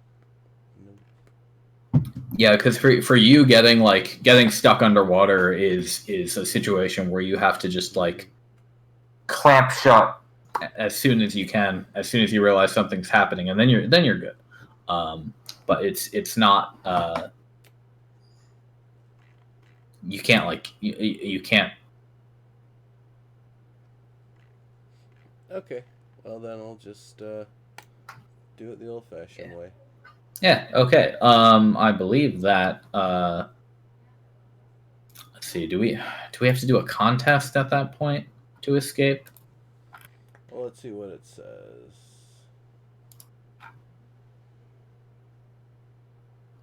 Escape DC 13. Yeah. It is a. The contest was 13, so I won. Oh yeah, escape DC 13. Okay, yeah, there it is. Yeah, you won. So you managed to. This thing is actually, even though it's like liquid, it's actually solid enough ooze that you were able to, with your action, rip it off of your face and kind of like toss it on the ground. And now you can do what you wish with your move and your bonus. Because it's still just going to be able to take an attack of opportunity if I move. That it would. And that means it can just try to grapple again. It's not a melee attack, so technically no. Oh. It does. I mean, you don't know if it has like a different attack, but yeah, technically, that speaking like strategy wise, that's not a melee attack, so it can't use it.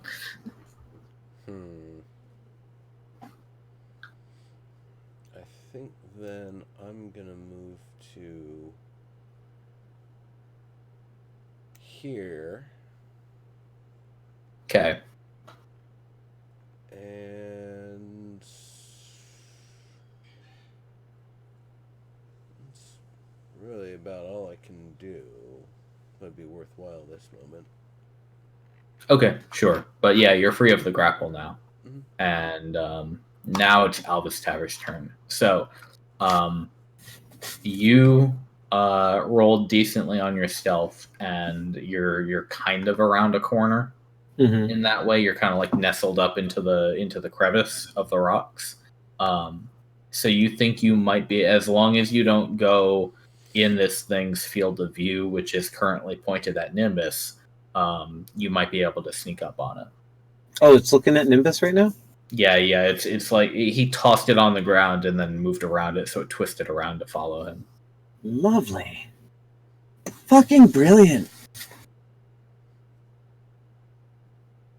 Boing. Boing. And then I'm going to whip it. Whip it real good. Alrighty. Do I have to like control click it, alt click it? Or do I just roll? I think you just hit the whip button with whatever special modifiers you got. Whip it really good. I have advantage because I am behind it. I have a person with me, right? Is that what that? You have sneak attack because there's somebody near it. No, that's not an advantage. Bam! But I missed. But I think you have advantage because you're hidden. Yes! Bam! But I missed. Sad miss. Sure did crack a whip near it though. You sure did crack a whip. Yeah, you're not hidden anymore. Yeah, you make an attempt on it, but you just straight miss. Unfortunately, this thing it's twisting and writhing around like a snake. It's hard to make contact. 5, 10, 15. Snake! They've already seen it. All right, so you're over there now. All right, the monster's turn. It is gonna give Nimbus a slap. No. So it rears up and tries to just like wham into you with actually the lower half of its body. But you are able to step out of the way. Dummy. And then Badath has a turn. Badath is going to continue staying back for now. Okay, I'll assume that unless you say otherwise for now. Then Bonnie, you're up. Alrighty, running right in. Cool. Just saw me, run past you and slip by, screaming, "Snake!" This is normal for the gnome.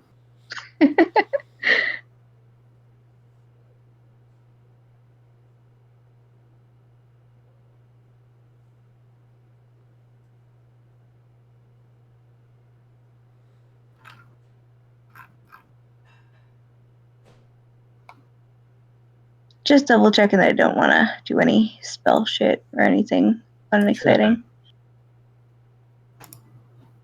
Give me just a moment. While you're working that out, I've got to get up for just a sec. Sure. And then you can roll your shit and whatever.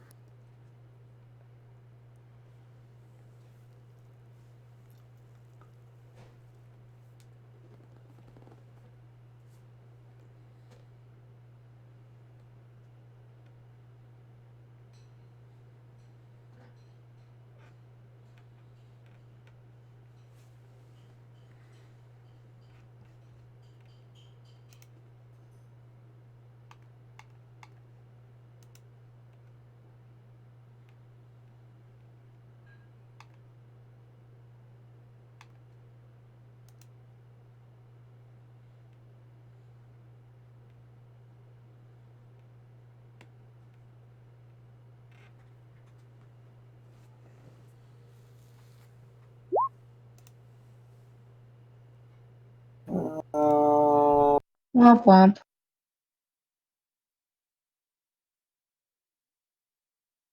That's a tragic 8.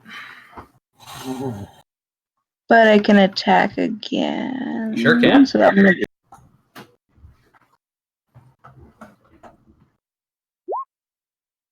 The switch. Tonsil hockey. I would have felt bad if I said this. The green and the red were going to switch. You hit. cool. Time for some divine smiting. Hell yes.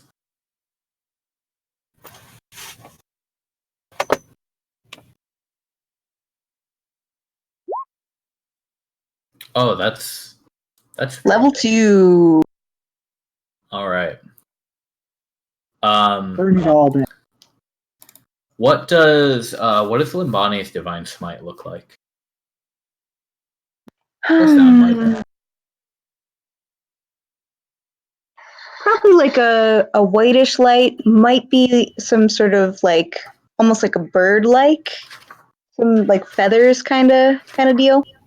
Ooh, okay. So you strike with angelic fury in that way. Okay, that's super cool. So you get the feeling like when you hit it with your hammer, you feel it like kind of give way in the way like an ooze does. So you feel that your hammer is less effective, but the added power of the smite is definitely effective on its own. Good to know. So it'll take the full 16 and then an additional 2.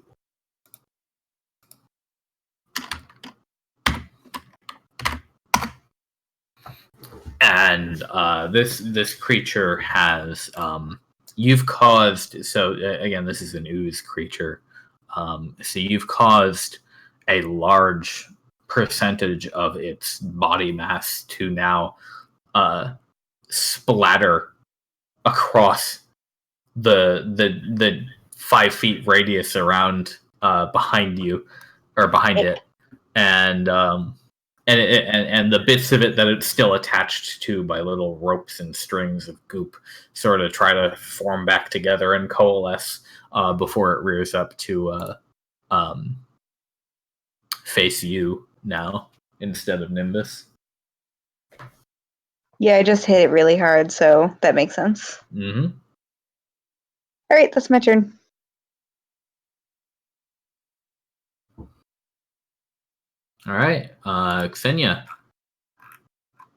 Xenia is having a predictable turn.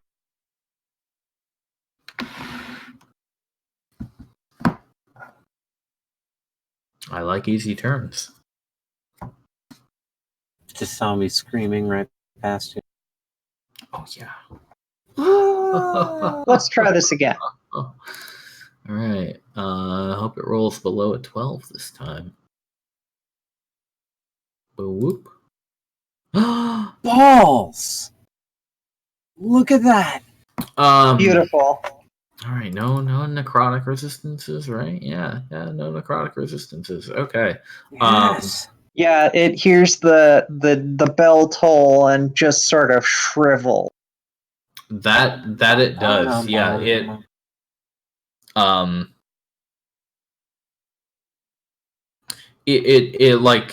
it dissolves in such a way that you don't know where the matter has gone. You've like drained it.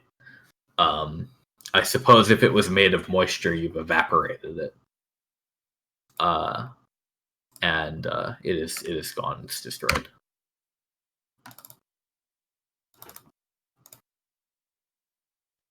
Okay, well, Ksenia runs into the room and immediately starts tending to Nimbus. Okay. Yeah, we're out of turn. I think straight up she's not fucking around with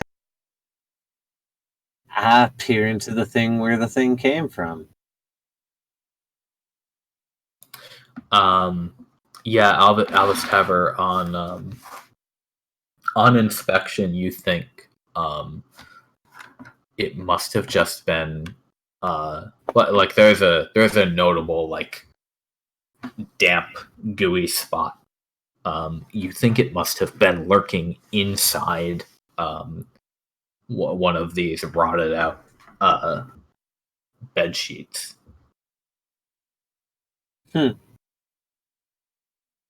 Gross. But it also means that this place isn't maybe exactly safe, question mark? Mm-hmm. Definitely needs I- to be. Wow, I rolled 2 1s on the healing for Cure Wounds. That is Well, raw. They can't all be 18 on 2d12. Hey, that was 18 on 2d12 plus 3. Oh, you're right. Yep. Is my canary going off? Wait, is that supposed to add your int?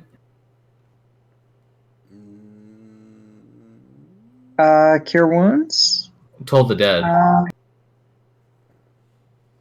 Unless you have some other ability, I don't think it is.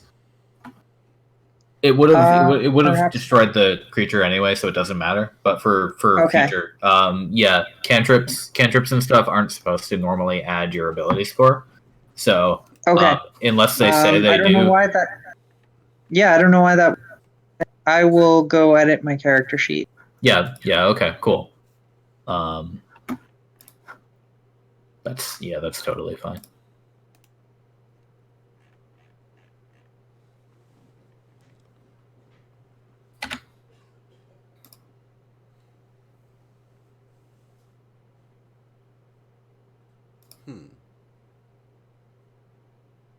Yeah, that's weird. It looks like it's adding it to all your spells.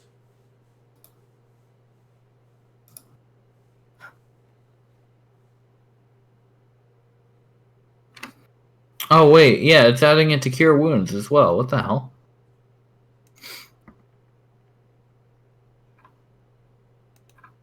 Yeah, that's not supposed to. Well, is Cure Wounds supposed to add? No, Cure Wounds is supposed to add your Wiz actually. Oh, it is? Okay. Yeah, because it's your 1d8 plus your spellcasting ability modifier, and I think since that's a cleric spell, it's supposed to add your cleric ability. That makes sense. Oh, that might be correct. Yeah. So, but it'll say in the spell if it's supposed to add an ability modifier. So make sure for those ones you use the correct ability modifier, and then for anything else you'll want to turn off the ability addition. Yeah, I think I just dragged and dropped these. So Okay, I did cool. some Thanks, editing with Roll20. All the Dead. Yeah, Cure Wounds was bound to be messed up because I'm multi-classing and Yeah. it's not going to be able to know which class. Well, if this is the sort of threat we're going to be dealing with, I have maybe a better way to approach them, perhaps.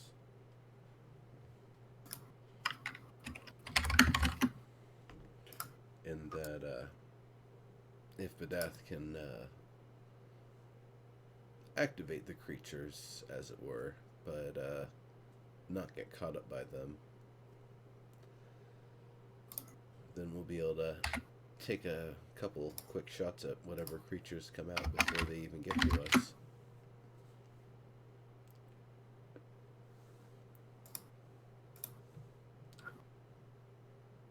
But I have no idea what other sorts of creatures there are.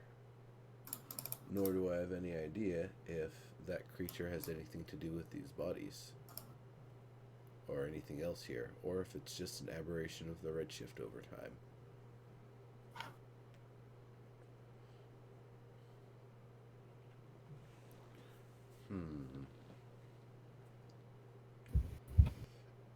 Oh, by the way, Ksenia still does have Detect Magic active. Is she seeing anything In this room? No.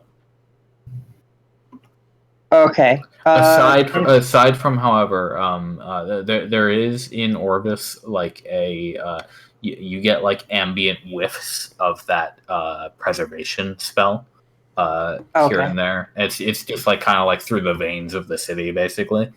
So every so often you'll get like a little bit of that, but that's you've grown to consider that normal by now. Gotcha. All right. If that's the case, then I think Ksenia's going to go back into the other room and start her ritual over again. Okay, sure. Oh, was the other ritual to identify? Identify on the statue, yeah. Gotcha.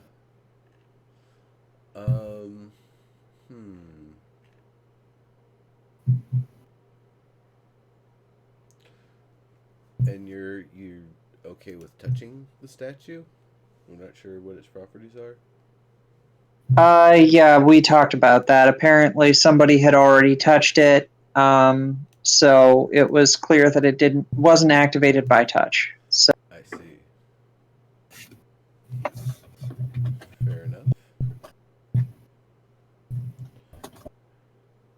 Would you prefer we hold off before scouting other rooms until you're ready?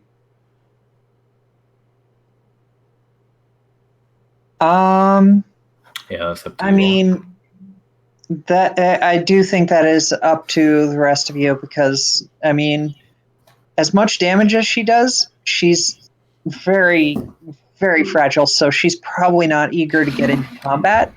Right. So I think while you're completing the ritual there, I'll probably actually do mending on the swords like I was meaning to do and see how restored I can get them and any clues we can find from them. Okay. Can you pop your updated mending spell? Yep. Okay. Cumulative corrosive is no more than -3. Restore a chipped sword. So I would say there's two parts to that. One is like the chipped sword. I think they're talking about if you've got a sword that you've been using and it just kind of got dinged, versus the restoration of 4/5 of an object. It says partial reconstruction, so I'm guessing it's going to get kind of close, but like I'm not going to be able to do another mending and then like fully restore. It's like it's going to go from like crap to rough. Yeah, that makes sense, and that's essentially what you get. So it's like revitalized by 100 years of age or so, and that you think is the best you're going to be able to do for it with your current powers. Yeah, you spend a minute doing that for one of the swords, and are you do you have any particular intent with this object? Yeah, I'm trying to figure out the make and quality of it. Does it look like handmade? Does it look imperial? Does it, compared to the other Vessian equipment, does it share like similar metals and motifs and stuff like that? Give me a history for that one. Okie dokie. Yeah, you think this sword is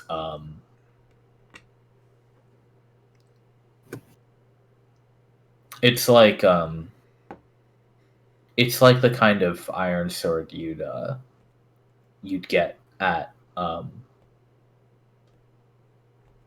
it's the kind of iron sword you'd buy at level 1, basically. It's just so it's more of like a commoner sword, not something that a knight or a town guardsman would be carrying. Yeah, absolutely. Okay, well that's good to know. Then I guess that makes me feel a little better that this wasn't just some execution at the hands of the Empire that went down, or they just left the weapons of whoever they killed, and maybe it was. I don't know. I have no idea. With these twisted bodies, there's so interesting, and the same with the other sword in that room, more or less. Yeah, they all seem to be of the same make. Well, at least there's some amount of uniformity then. That wasn't, random people from whereversville and their own various starter swords. All right, and then are there any large pieces of bed frame that are intact enough that I would be able to try to mend just like one individual piece to be able to get more information about it? Most of them are intact. In fact, only the like structurally, most of them are intact. The only one that's actually been completely torn in half is the one at the bottom of the room, where indeed the entire metal bed frame has been sheared in twain, like completely, and separated across the room. Indeed.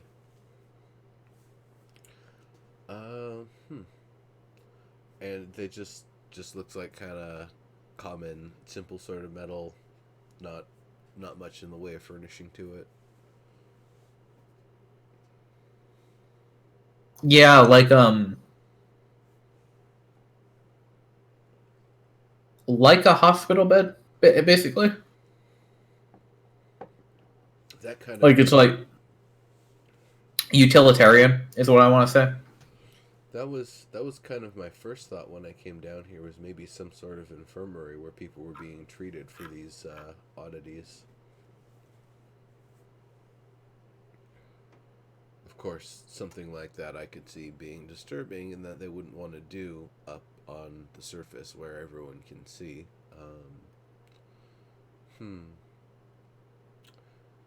Interesting. Any thoughts on that statue there? Or if anyone else is doing anything? I don't know. Have we reached the end of the 10 minutes? Oh, we can say we're at 10 minutes, yeah.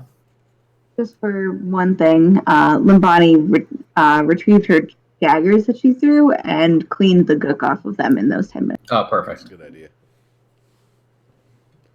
Alrighty, so what do I get off that identify spell?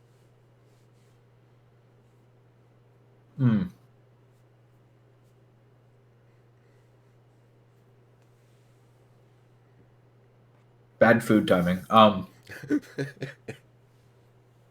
allow it.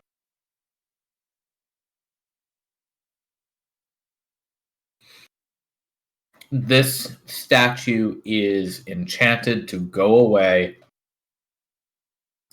when you perform a distinct ritual. The nature of that ritual is religious, but you do not know the ritual. Interesting.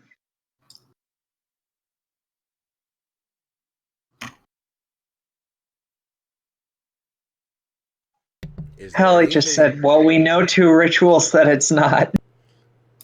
Do we know? I'll give you one more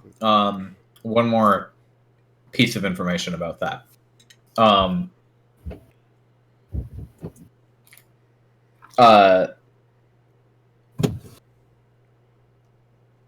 You think whoever made this spell must have been somebody who knew this thing. So the way they like defined it in the spell weave has their assumed knowledge attached to it. So you get what they know is the way to unlock it, not like the specific water, not the specifics. I'm gonna stop eating and DMing forever and ever. Oh no. So the thing that they've put on this device says that you must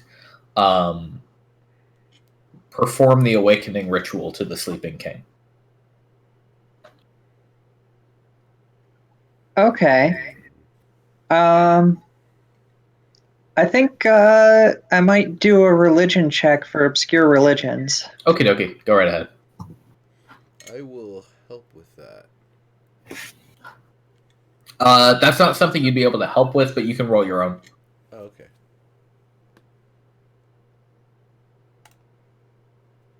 I will roll hide, and depending on how comfortable I feel, I'll slip into the next room.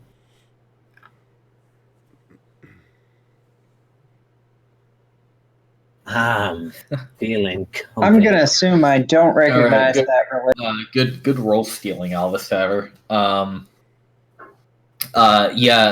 Nimbus and Ksenia, neither of you know. I'm assuming Ksenia relayed this information as well. Neither of you know what the Sleeping King or who the Sleeping King is.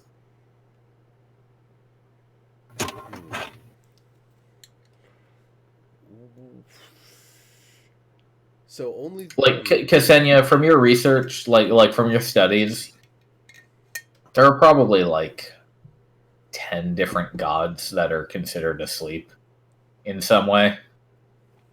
So Right, yeah, that makes sense. So it's like you've got kind of like a short list, but you don't know where to start. So,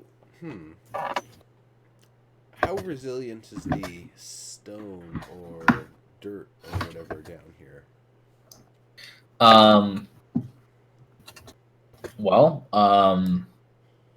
It is it is carved out stone, basically. Okay. Dusty stone floors as well. Do I identify whether it's the sort of stone that you could just kind of chip away with simple tools, or if it's the sort of thing that would require something really intense? If you took a pickaxe to it, you could likely carve through the stone with depending on how far you're going, several hours of work. I wonder if it'd be easier just to have the crew dig around this. Riddles and rituals are nice and everything, but if it's just a physical blocker, I mean, we can get around those.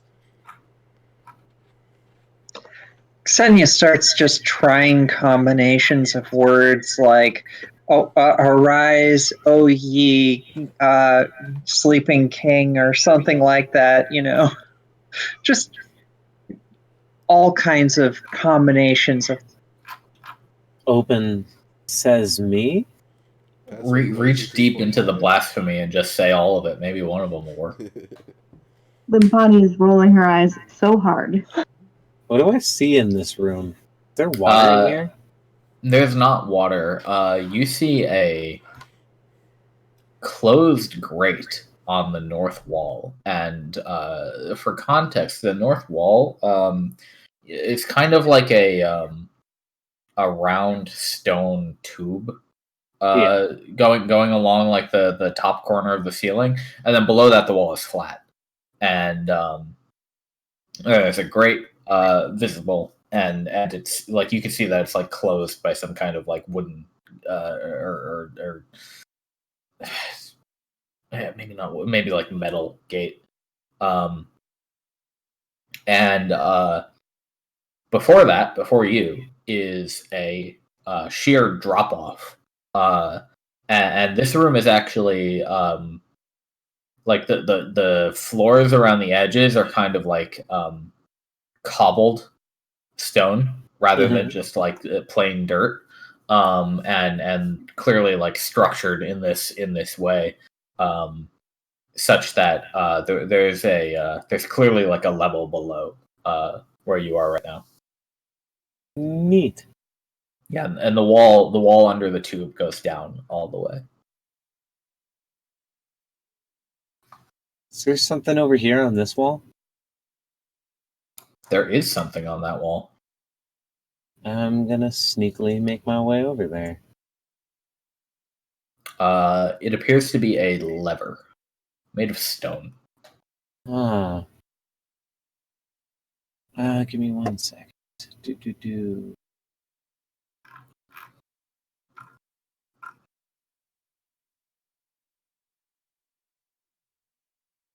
All right. I point in the general direction of the room that I was before.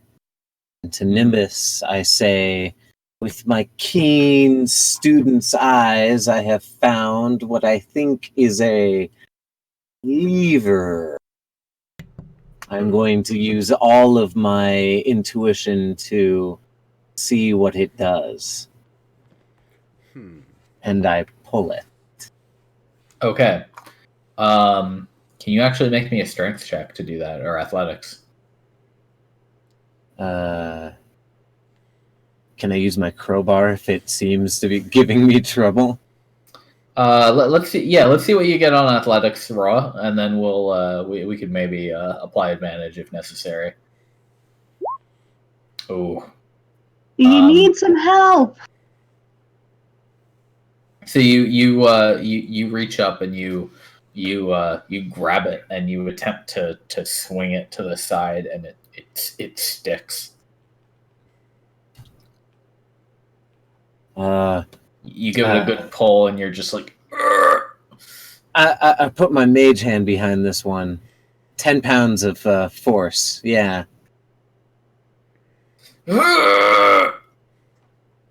You sound like you need a hand. Yes. You whip out the crowbar. You whip out. You hook it around the lever in a way that gives you a sort of leverage, and eventually, it takes like a minute. You manage to loosen it, and as you do as you loosen it moves more smoothly, and there is a very, very loud screech as the lever goes all the way, and the metal gate on the northern tube opens just slightly. It opens like these 4 little gaps, and you see water start streaming out in 4 little streams. So that noise definitely got Ksenia's attention, and she is no longer babbling at the statue, and her attention has moved. Yeah, that was it was like a car skidding directly next to you. Alf's Taver is catching his breath. What the hell was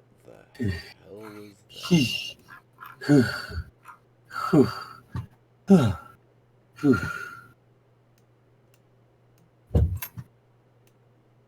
All stealth as he hears Nimbus coming in. Into the You shadows. there is nowhere to hide. Like you can hide in the corner for like a second before he looks at you. I look like the wall. Yeah, sure. The wall. I do look like the wall. You make a better student than a wall? I do. Window? I'm not sure about that one. As a gnome, you have to get completely naked to blend in properly.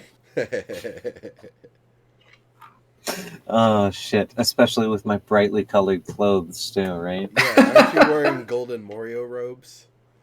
I am. I am. He's not proficient in stealth. No. All right, you're all up here. It's still. I want to reiterate that it's quite cold. And there's definitely a chill breeze coming from your left or west. And no additional magic that I see in the room with my No. magic. And how long does detect magic last? Because I think it might be running out now. Yeah, I thought it was only 10 minutes. Oh, if it's 10 minutes, then I've been out for a while. Yeah. Canary isn't freaking out. No. So there's 4 slots with water at the top, you said? Yeah, and it's pouring out and then going down into that pit. And you can hear the sounds of water hitting water. What's this implement on the side here? That's another rusted out sword that you can see. Another one just of the same? on the floor next to the edge. I'm gonna have Badath fly down and kind of take a look in this lower space here. Is it a space that's filling up? Is it going to overflow? Okay. Like, what's going on with it? Yes, let me... And to, of course, keep moving in case something tries to jump out. Let me put Badath there.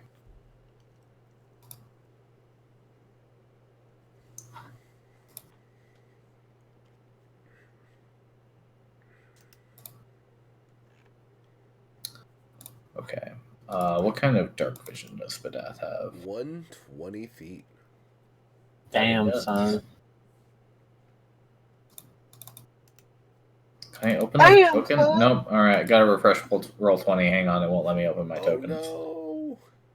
Shit. Oh, Lord, he's coming. Piece of shit.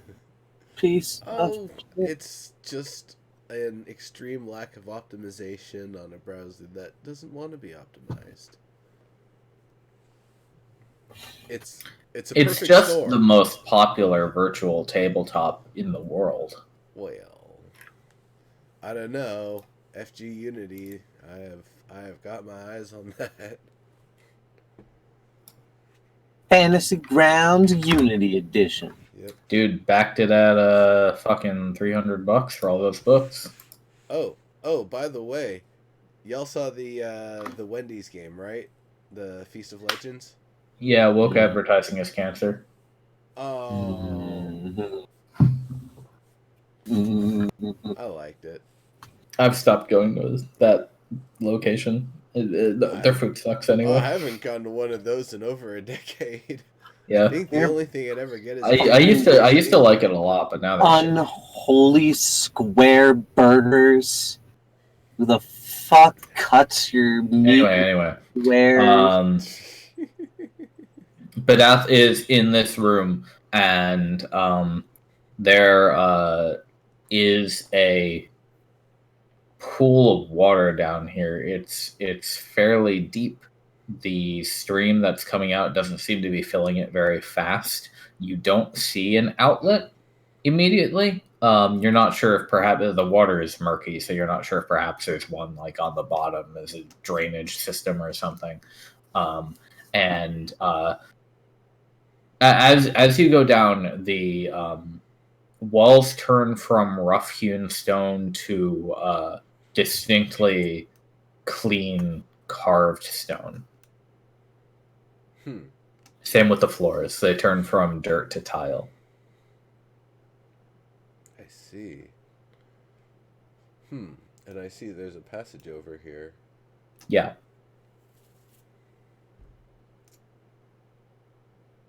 You see there's a passage over there. I can't see shit. Well, watch the stream. That would be cheating. Yeah, you could in this case. Metagaming. Right. Badath sees that and flies the fuck back. That thing sees Badath, and let me tell you what Badath sees when Badath is here, or here was it? Yeah, there. Yeah. Badath sees a humanoid figure,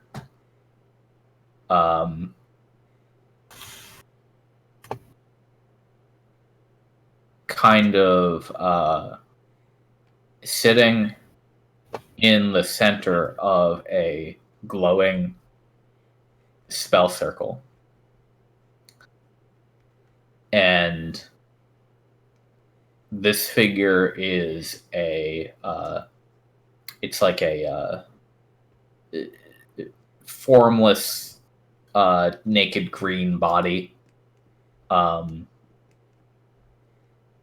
it is covered in spines, black spines all up and down its arms, its back and legs and everything.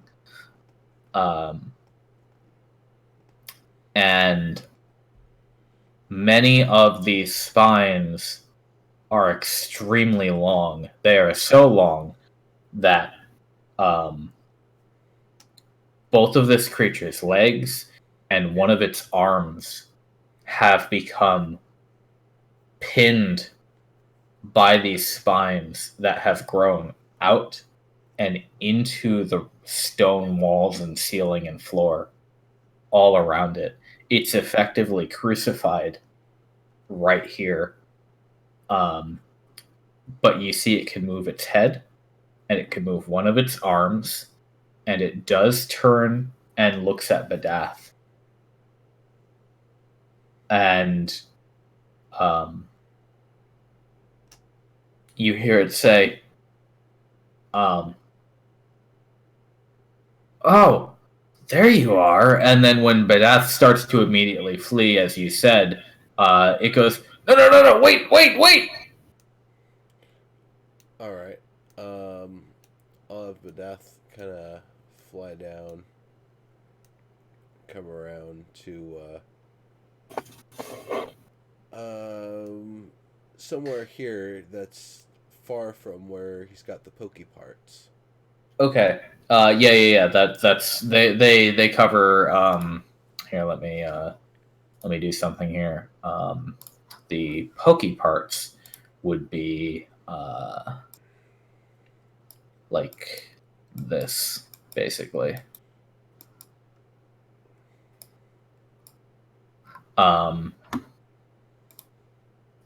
And it says, critter, bird thing, fire. Can you understand me? Do you hear me? Are you is sapient? Hello. Wizard familiar. Wizard. You it swings its arm around as the only sort of body language it can muster, and said, I heard that thing happen upstairs. I heard that screeching sound. Come down here. I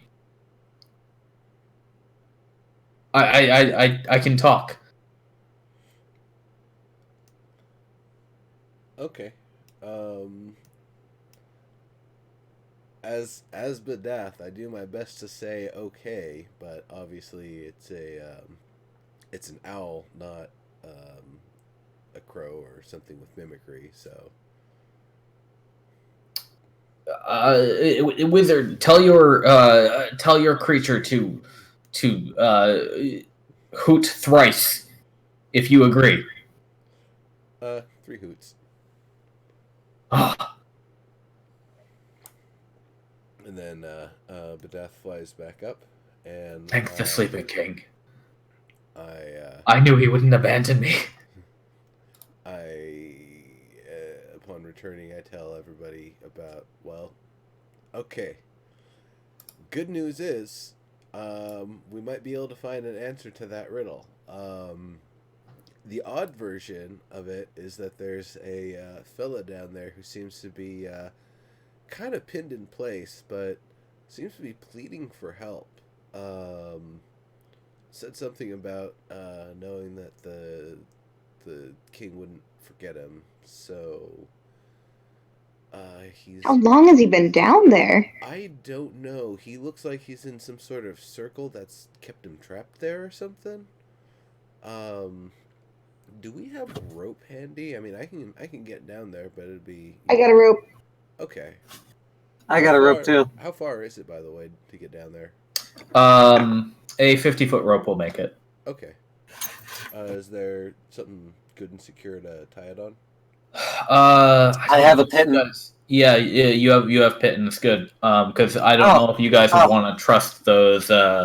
Limbani. I was gonna say maybe the lever, but no, I think pittons are good. Keep that shit to yourself. Hey. I'm sorry, out of character. Take your fancy rope and go. Alvis Taver is a fucking is a snob that way. No, this is obviously better. It has better retention, strength. How silky smooth are Alvis Taver's down hands? that. Very. Remember, he washes his hands constantly.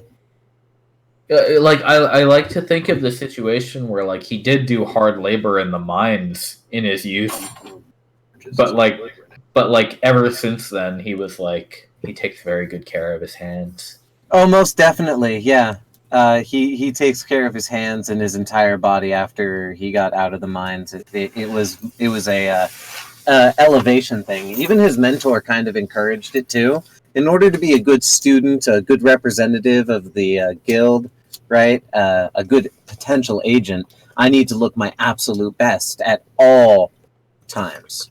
That's why I learned prestidigitation. It's a cleaning spell, honestly.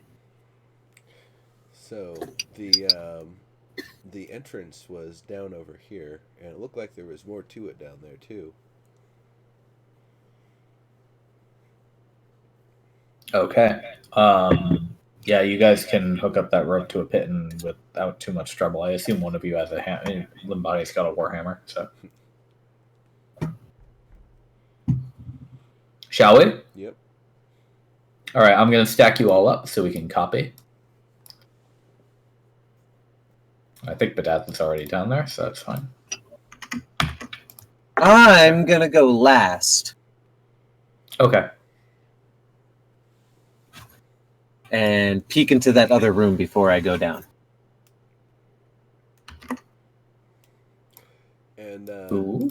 just a. All right, so Alvis Taver, quickly, what you saw in that other room was sheets of ice covering the walls. Hey, Nimbus. Once we get back up there, there's a nice cold phenomenon going on in the other room. I'm going to take away Bedath's dark vision, just so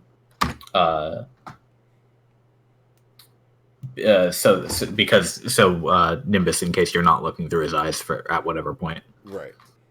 That's fair. Did Nimbus tell us why we're getting down here? Yeah. Or did I hear that guy? Okay. Yeah. I gave good news and then odd news. Yeah. All right. By the way, not that I don't necessarily trust this guy, but the pokey parts are closer to this door, so I recommend using the other door for safety. I don't know how well he can control it. Real quick, so I think now would be a good time for people to get up and refill water bottles and whatnot if you all want to. That's so let's a good do idea. That. All right. Righteous. I'll be right back then.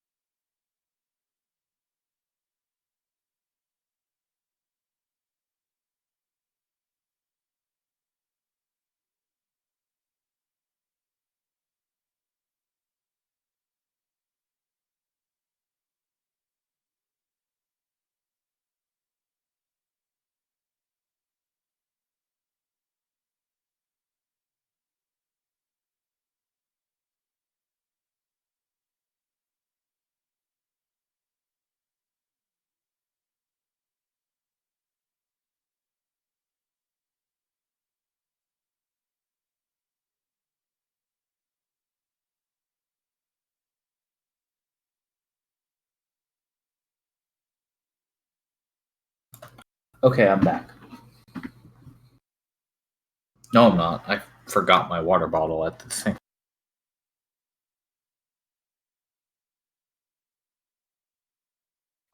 I think we're going to be just another second just to take the dog out to go. It'll be quick, though.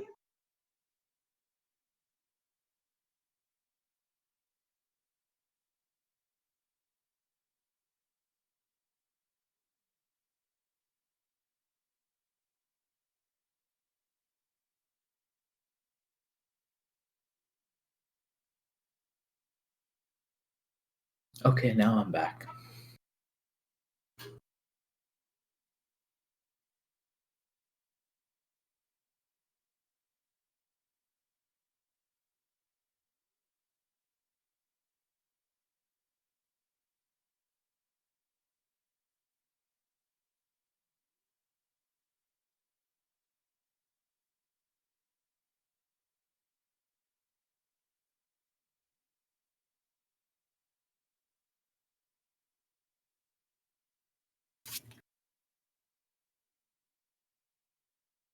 Jumpin' Redshift hobos, Batman.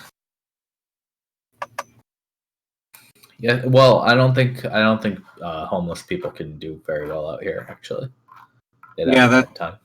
That's why I'm really skeptical about this this whole person.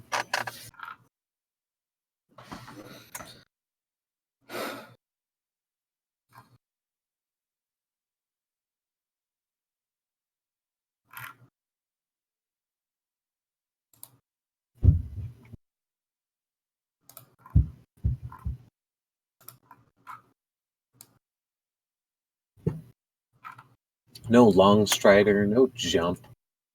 Ah. Long strider. Who takes long strider? I've literally never seen anybody take it. Oh. I take it. Every once in a while. When I want to run far away. Isn't that what Expeditious Retreat is for? I guess, yeah. Isn't long strider like one of those like bait spells? I'm back. Long strider, the one where you have extra movement. The one where you... He's looking it up. You have extra movement, isn't it? Plus 10 feet per turn. Yeah, it's not great. It's like a fucking ranger spell, though, isn't it? It might be. I believe that's more who it's intended for, is, range like a ranger. Alright. Is everybody back then? Is everybody back? Good question. Ksenia's not quite back yet, but she said it was cool if I just moved her around for now. Okay. Okey-dokey. I don't think you... oh, wait, you're on the same thing, yeah. Yeah. Okay, so... yeah, you all can move as you wish into this chamber. So Nimbus is accurate in saying that those spines are piercing the doorway there. So you step around this cubically altered skeleton. Yes, indeed. And you had a lot of fun drawing this, didn't you?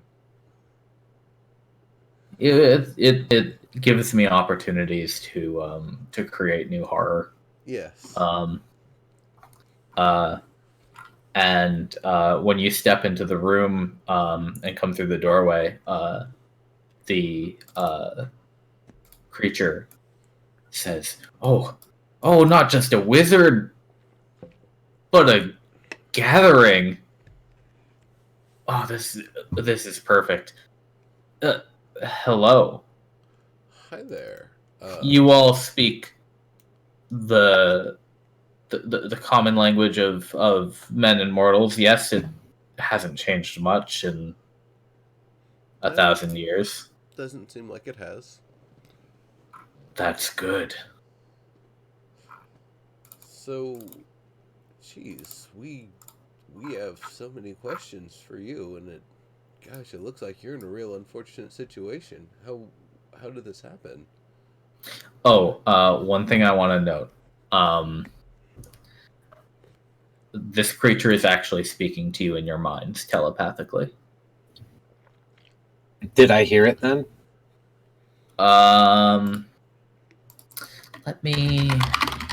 Let me see. Just real quick. Because I'm trying to be sneaky. If I'm trying to be sneaky breaky, and then I'm cut out of the conversation. Yeah. Doesn't need to see a contacted creature. Yeah. Okay. Yeah. You can hear it. It's like projecting. Does that? Would I have to make an Arcana check to know if that means it knows I'm here? I think it's fine for you to know that in certain cases of telepathic messages, some magics require that the user knows where you are. Some of them can just be kind of like global loudspeakers, basically. Okay. So it would be a 50-50 for Alvis on that.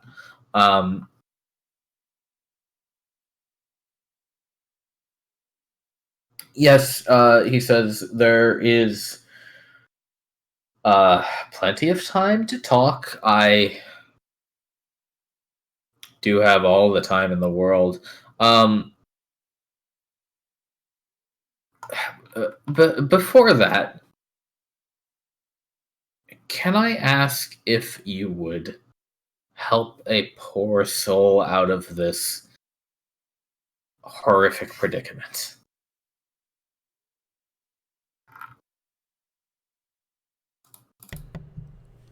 I see no reason why not, but What was that? I see no reason why not, but I guess my question is more how things came to be this way so that we can try to free you in a way that won't do harm. Allow me to explain. Hell knows I've had time to rehearse.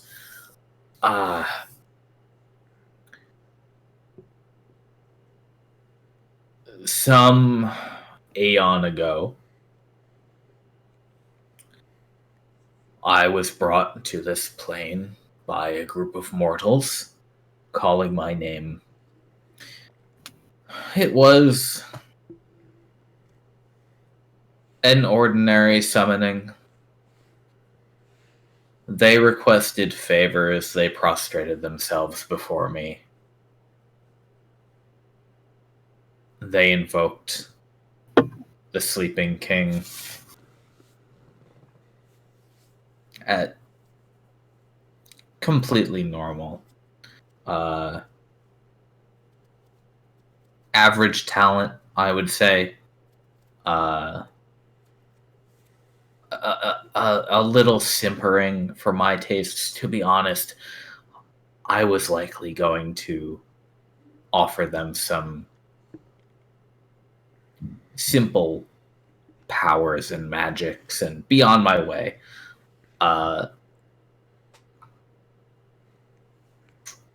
But I don't really know why or how the binding circle that they kept me in, whatever they did, he with his free arm he gestures to the sheets of ice that cover the walls and the doorways to the west. And obviously you all have noticed these. They're layers of semi-transparent white and blue sheets that creep over the walls and the ceiling and the floor and sort of make a a frozen tunnel out of that west hallway from what you can see into it. And he gestures over there just loosely. And he says, fairly normal effect for one of my standing. They bound this circle to a block of ice. In any other case, it would have melted after several hours of not being kept, and I would have been able to go free. But something has happened and caused it to do the opposite. And not only that, I've been stuck in this circle, but he twists and yanks hopelessly at his own body's barbs.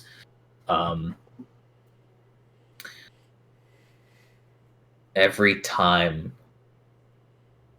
that red mist comes here, it was nothing at first. After a while, I noticed that one of my spines had pierced a stone tile as I sat and meditated, and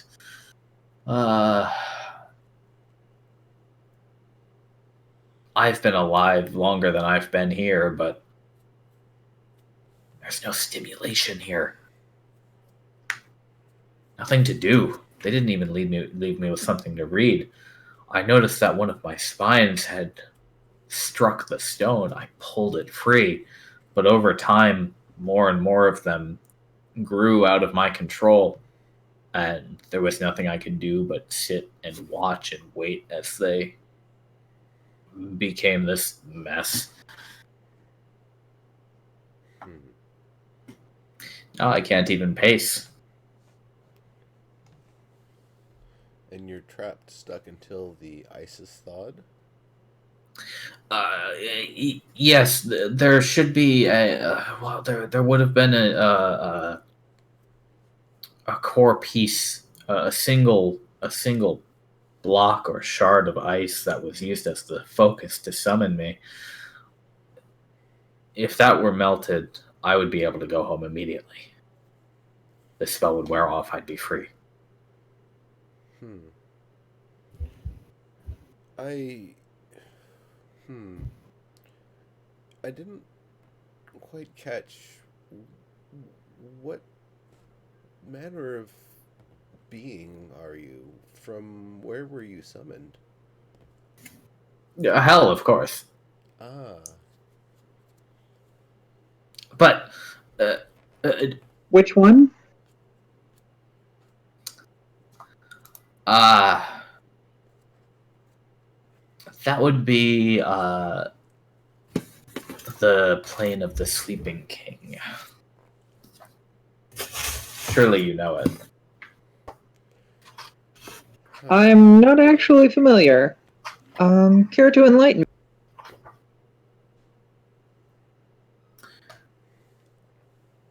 No, you're not. That's too bad. Stygia?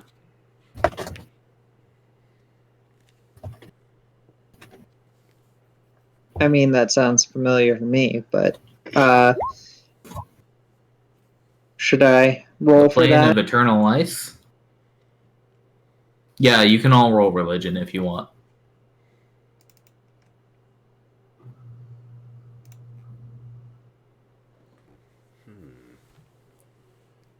You've heard of Stygia as one of the help. Like, you know enough to know he's not lying.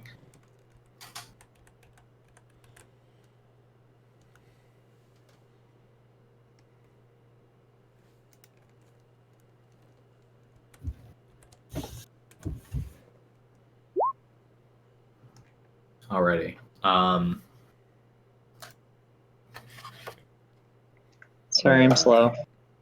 Oh, that's fine. Let me crack open the hard description for us. Oh boy. Where did it go? Details. Where the hell did it go? Getting the sexy deets. One of the layers of the 9 hells. As the creature states, a plane of ice, frozen solid through in most parts. You are aware this. So on your short list of potential sleeping gods, you are aware of one who could be justified as called sleeping. That would be Livistus, who is said to be sealed deep in ice. Senya, that is your knowledge. Okay. She's going to try saying that name and say, "Is that the Sleeping King of which you speak?" Oh, you know him. Yes. Sorry, I didn't know him by that name. Lord Levistus. I see you're not. How did you all come to be here? Actually, now that I think of where you might have come from and what your origins might be, how in the world did you make it? That red mist, we found a way to evade it.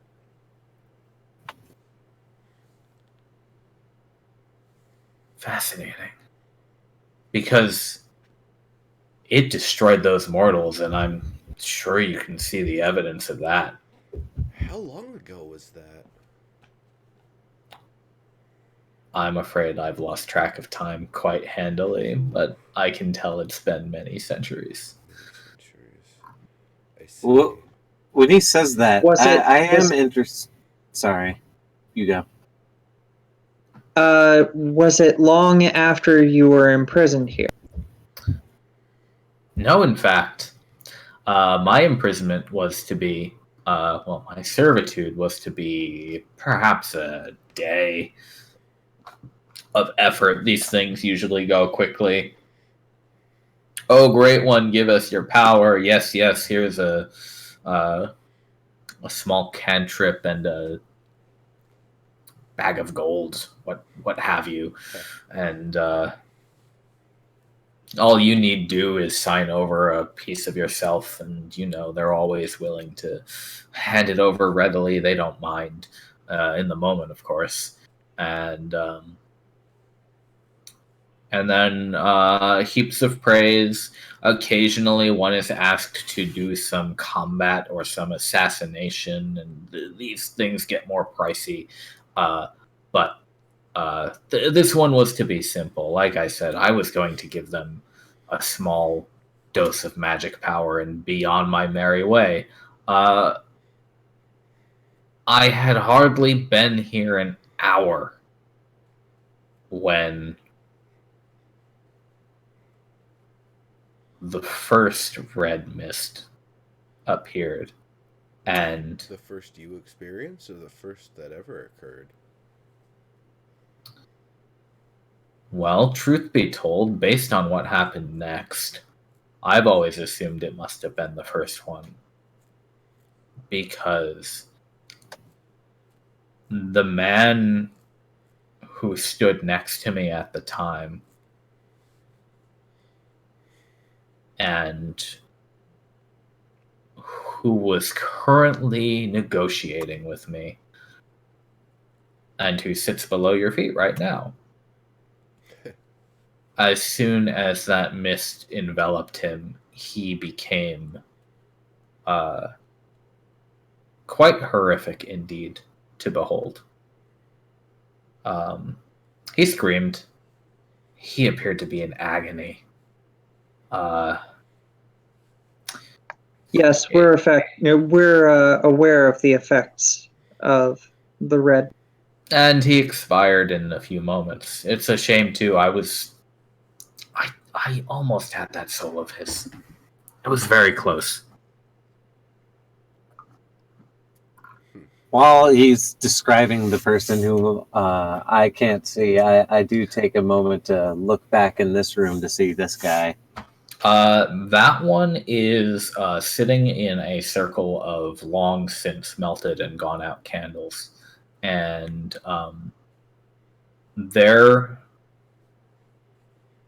everything below the torso resembles something more like an octopus, if an octopus had bones, than a human. Interesting. How preserved do these bones look? Like, would they stay together and move around if I picked them up? No, the flesh has been gone for some time. Yeah. They're like dry, loose bones. I suppose not quite bleached because they haven't been in the sun, but There was some statue up above that they enchanted in some way that it would only disappear if some ritual of the Sleeping King was performed. I wonder if that piece of ice is behind there.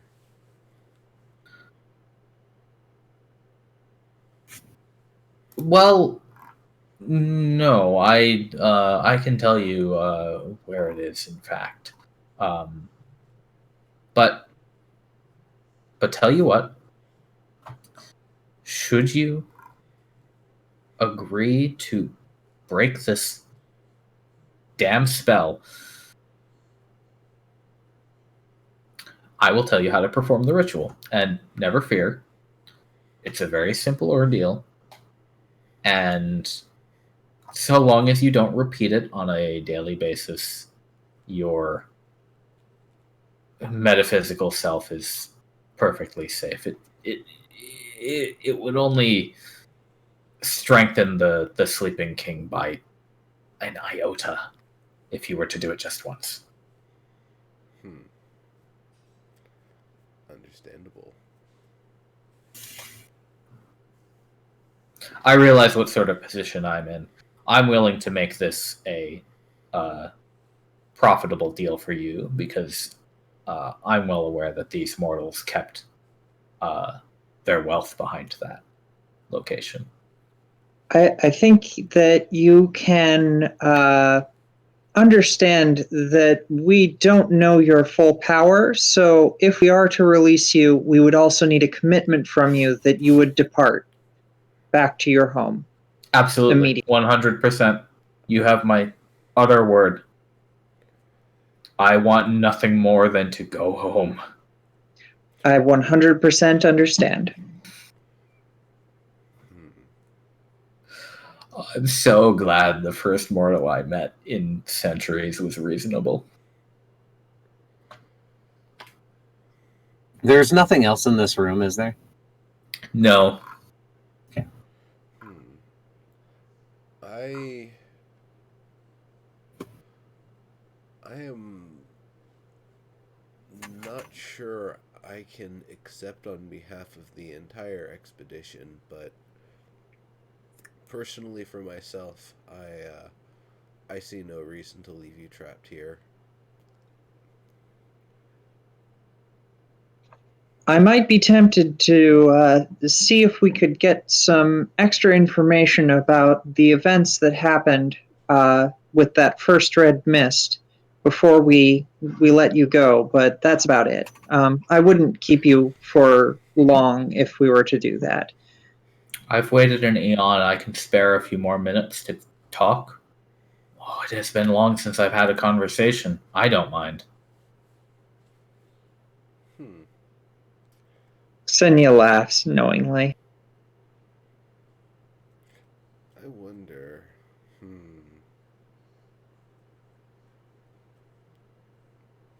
We're not far from the others. I wonder, should we have one of the leaders come ask for more information? Only Dex is here currently. It'll be most of a week before the others arrive.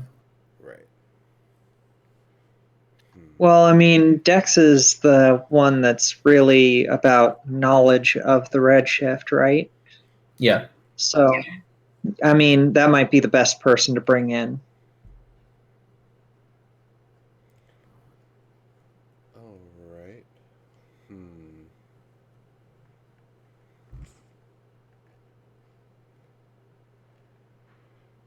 Well, you know what? Then give me.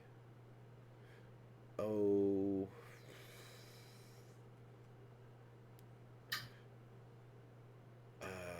If you give me about 30 minutes, I can go back by myself and get him. Wouldn't be very difficult. Your leader, you say? Well, no.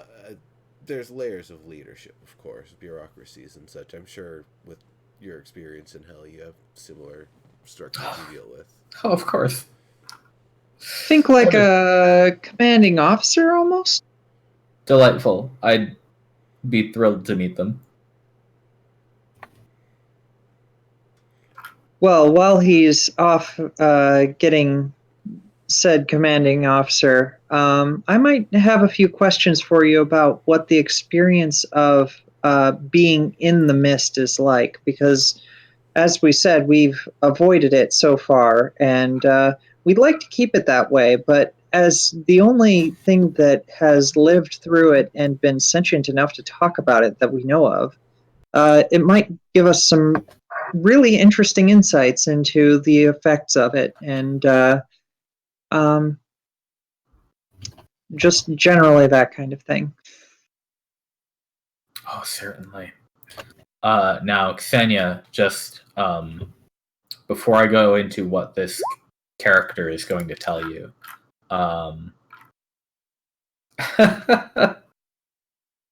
okay, you guys can race.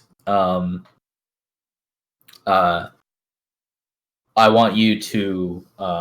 It's been a while since all of these, and you might not have been involved in one or two of them. Just FYI, Elvis, you see me there. Whoops, hold on. Discord's being crappy. Yes, it is. You see me kind of just get out to surface level and kind of lean back for a moment. If you pay a little attention for a moment, you see I'm just casting a Phantom Steed. I'm just going to ride in and ride back real fast. So as you continue running off, I kind of smile and wave. OOC, I'm using it as cover. Alvis wants to creep about the place a little bit more. Okay. See if he discovers any nooks or crannies. He's not trying to look for trouble, sir. Very well. Trouble So might find you. Yeah. I'm just saying I don't want to push things too far. I'm just creeping. You can go upstairs then. I'm assuming you went upstairs. Yes. Okay. So, Ksenia, what I was saying was, what you said is slightly inaccurate. You do know of. I guess the commanding officer did have an arm. Brigadier. Lucent was under the Redshift for a few seconds, yeah, and for a portion of her body.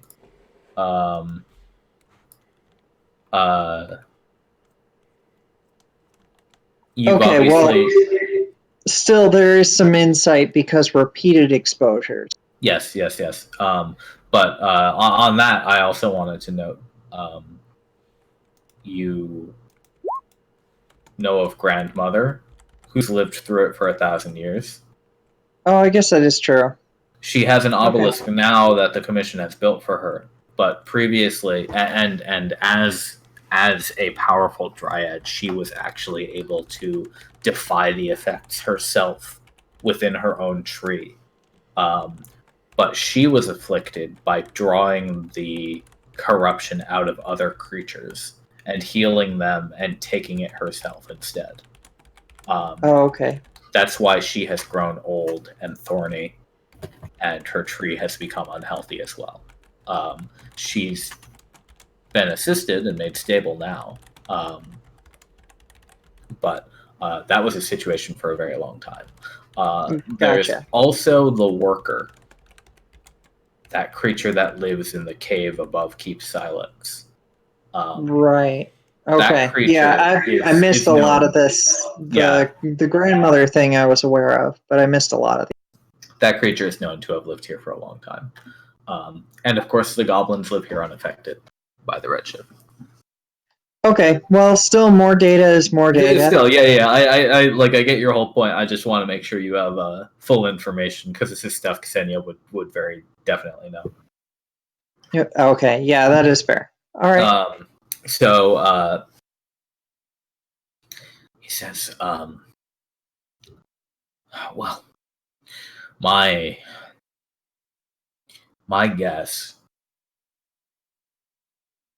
is that this mist is a powerful magic that causes things to grow. And I'm afraid I don't have much of a reference point besides myself. Those men, this ice. But those men grew into terrible shapes very rapidly. It took mere seconds. And then they perished. My spines have been growing for hundreds of years, ever so slowly, but unstoppably. And well, I wish I could say I pride myself on them being sharp and tough, but I almost wish they weren't. Then maybe I wouldn't have gotten so stuck. Understandable. And then there's the ice, the focus of my imprisonment. I obviously can't see it, but I can only assume that it's at the center of this cold growth. To be honest, have been a little bit afraid of it coming to consume me. Another 200 years and I might be inside a block of ice. Well, let's all be glad that it isn't going to be the case. Oh, I'm glad.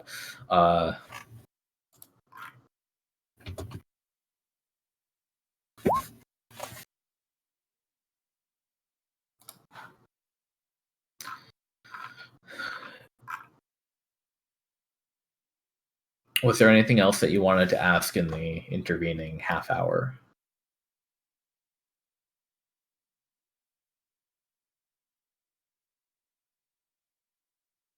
Because if not, he might have some questions for you.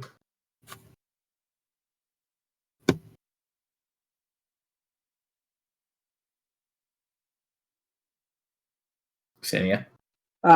Yeah, sorry. Hallie brought up a thing and we were kind of discussing. Yeah, she might ask if he thinks that the spines will stay grown the way they are once he's free. I expect they'll come along with me, and I'll have some. I'll have to visit a barber. She laughs. I'm not sure that there's much else that she'd have to ask. In that case, we don't necessarily have to go through it because it's going to be a lot of repeating information that we all already know. Right. But how much would she be willing to divulge about the expeditionary commission?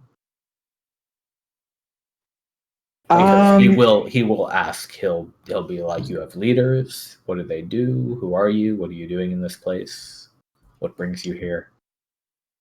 I think she'll probably stick to like a mission statement and basically say, "I hope you can understand that we don't want to give out too much information about our operating procedure, just in case that you happen to be summoned by somebody looking for information to, aid them in stopping us." Give me an insight check.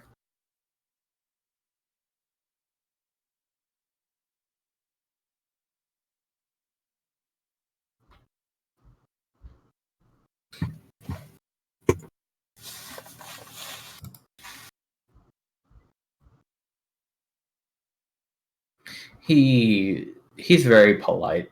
He gives you a smile and he says, completely understood. The whims and wars of mortals are always a complex thing. I don't need to know about them. I just enjoy to sate my curiosity. But... Can I roll for being in the room too, hearing this? Yeah, sure.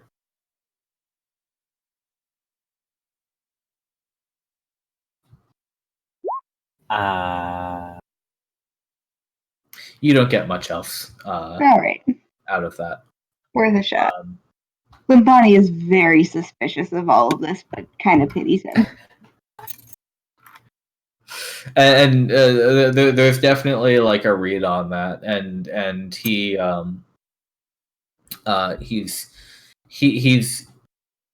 repeatedly going through the motions of being like, never fear.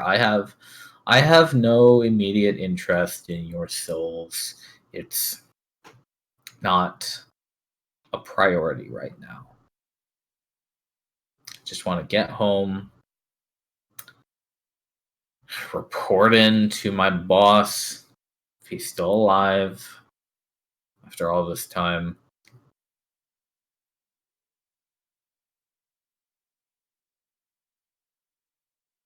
Can I get a scout report?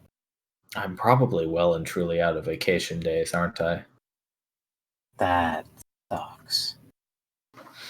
Alvis. And sick days. And I wonder if I can charge them all as sick time. Well, you're not exactly healthy. What are you up to, Alvis? So the idea was I was going to poke into the room that looked like it was full of ice, and then be like, fuck no, I'm going to leave that to Decus. I was going to drop my canary at this T-junction over here where I drew the little circle, and then I'm assuming these are stairs. They are stairs, and they go down, and you wouldn't have seen them, but the people in the room with the devil right now are aware that there are stairs going up. So if you made some kind of motion on them or like called down the stairs, they would be able to hear you. Oh, I was gonna just stealth down the stairs, or I mean, I'm gonna go down the stairs. All right, you go down the stairs and you see the. Let me get you back on the map over here. So, you're in this spot now. Well, shit for being stealthy.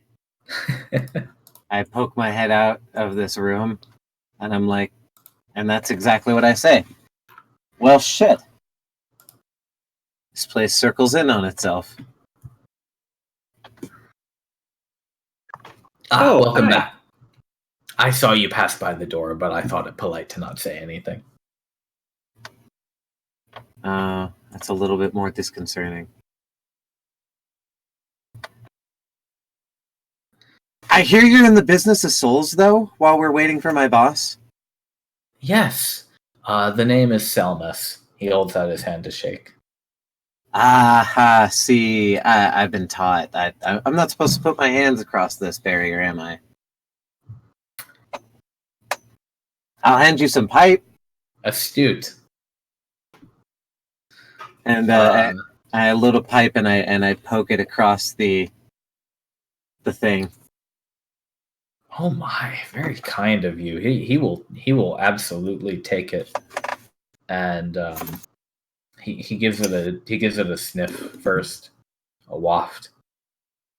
He nods and he takes it in his mouth. So I represent an organization, and I show my papers and go through, the whole shebang. Yes. Crafts Club. Yes, absolutely. And though I'd be remiss to sell my soul to anybody that wasn't them, if you had any idea of how to, deal with people like you or with you or something like that, genuinely, we're open for business at any time. My. Do you have a boss I could speak to? Perhaps a teleportation circle and a home base? Well, I'm sure maybe they might. The secret council, but Yes. I only know of my mentor, and he directly talks to the bosses. See, I was picked up off the streets and made their student. I'm to be a representative and agent one day. If not, that's what I'm doing right now. This is my first mission. You can see You that may he's want to hold off on any deals until she says the name. I forgot what the name is already, but until he returns to his home and finds out what his standing is now that he's been gone for several centuries. His name is Salmas, he said. Salmas, And he says, never fear, miss. We can talk business casually. Nothing official here. I don't have any paperwork on my person anyway. So the offer is appreciated, sir. Give me your mentor's name, and I can see what I can do. Oh yes, he's a Goliath by the name of Fior. He has a scar to which he has painted and dyed with a green. I don't know what it is, but it's definitely striking. Mr. Fior. We'll keep that in mind. Absolutely, I would love to open doors and for more profit between two operators in the world of business, economics. Souls are just another measurement of value.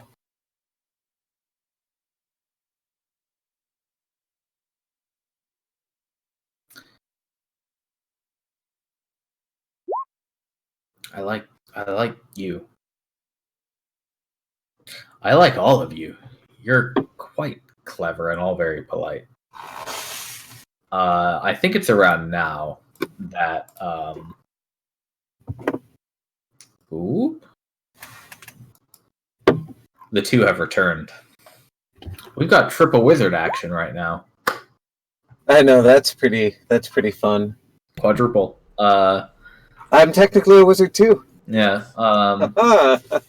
Too many wizards. So I'm a wizard. My only weakness. How did you know? I'm a wizard in leather pants. Don't worry. To be fair, So I'm an you, evocation wizard, so I only blast things. you get Dex along, and you told him the whole deal and everything, and how auspicious is his timing? Does Alvis Taver have to be worried that Deck has maybe heard something? I don't think so. Okay. Alvis Taver is quite relaxed, though anybody can tell he is standing the closest to the circle. Yeah, and he comes down and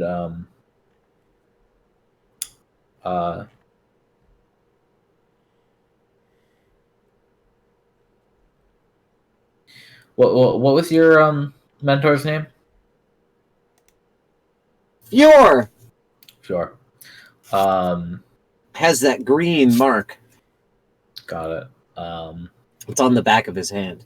But Fior is kind of like a Napoleon-esque kind of gentleman, so he presents it pretty well. Dex approaches and he says with Nimbus, and he's like, "Oh yes, just as you said.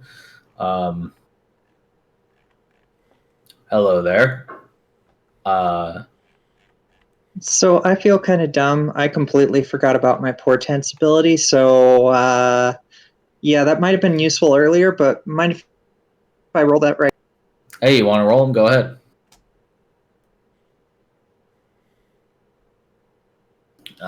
Yeah, you are owed those. Your punishment for forgetting is you didn't get to use them. Alrighty. Useful. So he says, "You must be the commander I've been told about. Sage Dex, was it?" He says, "Yep, that's me. Everyone, Nimbus gave me the summary. Are we all okay down here?" Yeah, We are, we're for now. definitely okay. It's more that I don't really feel comfortable making an agreement with the devil on the behalf of any expeditionist without, consulting with you on this one. And I Yes. figure you might want to meet this this interesting fellow. What was your name again? I introduced myself properly after you left. I apologize. I am Salmus. Wonderful to meet you, Salmus.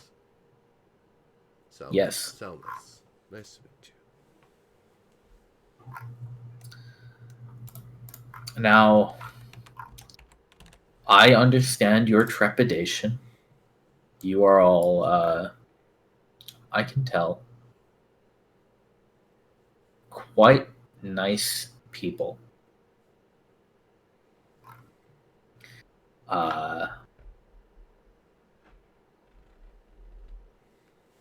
Again, I would like to promise you all that I have no interest in manipulating you or deceiving you or anything like that. At least, not to do anything more than come to this agreement to let me go free. To be totally honest, if you wanted, you could slay me and I would wake up back in hell. But I'd really rather avoid that. And I see no reason for violence.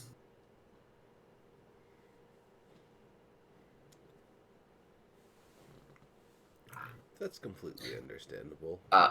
And I can promise entry into the treasure trove of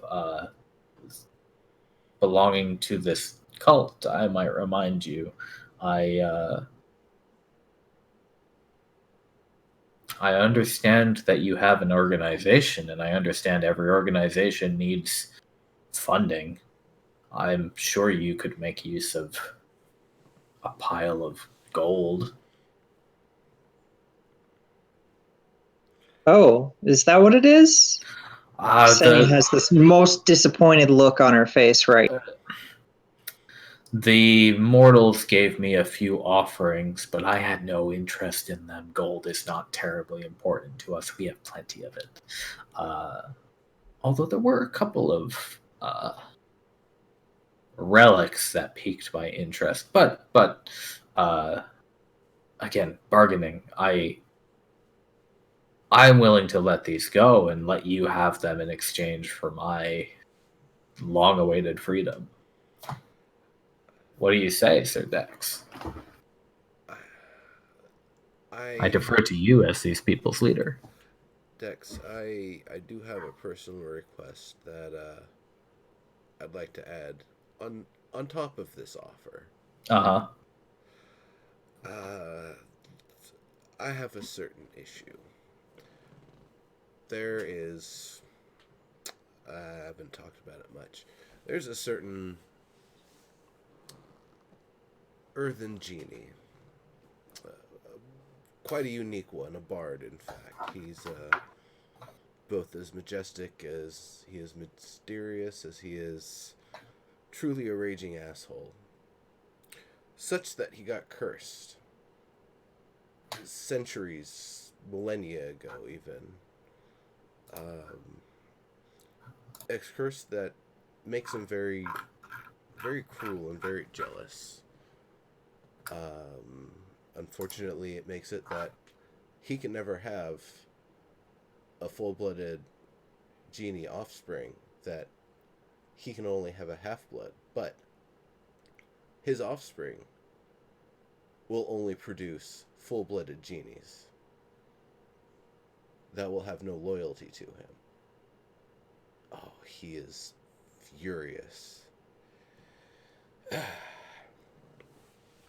I need to know either how to break it or who maintains this curse. I don't need you to tell me this now, but while you're down there, doing whatever you do, if you do come across this information, or you come across somebody who knows this information, and you've got some bargaining chip that you're willing to throw at them, this is a piece of information that would help me greatly. Now, of course, I'm not going to offer a part of myself, but at the same time,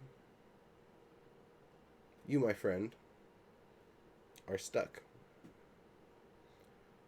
And I understand that. Yes, I get your meaning. Let's say we call it a favor, then. Sounds good. I'm a bit interested myself, anyway. A curse on a genie sounds like an interesting sort of exploration.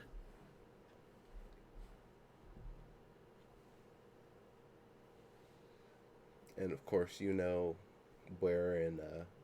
approximately where in time and space we're at. So, should you find anything, send a message. Indeed, I do.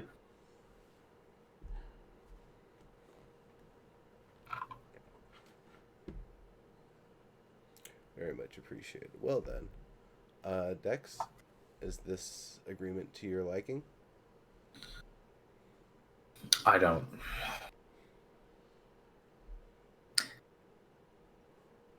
I mean,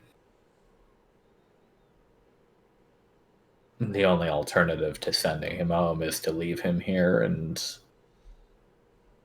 I don't see much point in that, to be perfectly honest.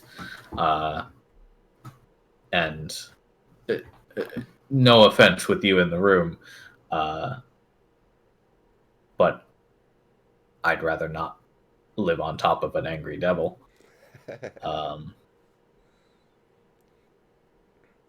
So yes, let us do what we need to do. Find that ice and destroy it, and be on our way. Unless there's more of the oozy snake creatures that we saw up above, somewhere down below here, as we try to melt our way to it. Should be pretty simple task. I am somewhat combat ready today. Well, that's good. All right. Sama says, last I saw it, and I'm going to assume it hasn't been moved, the focus was kept over there, and he points in this direction.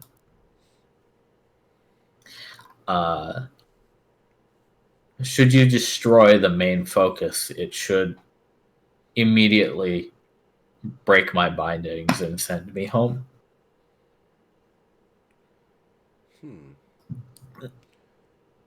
Well then. Now, I did. Excuse me. He coughs a little bit on his smoke. Mm-hmm. Oh.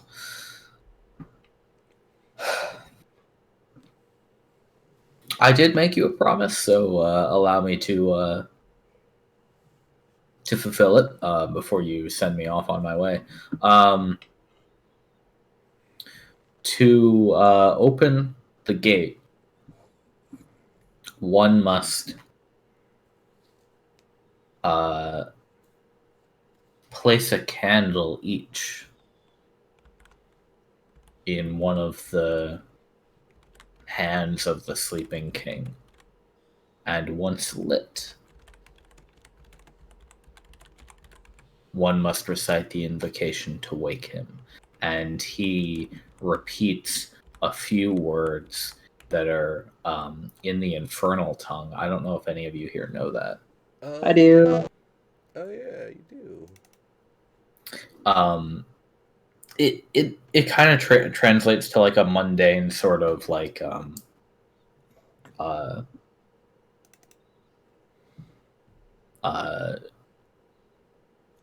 we call for your freedom, see me and gain power sort of thing.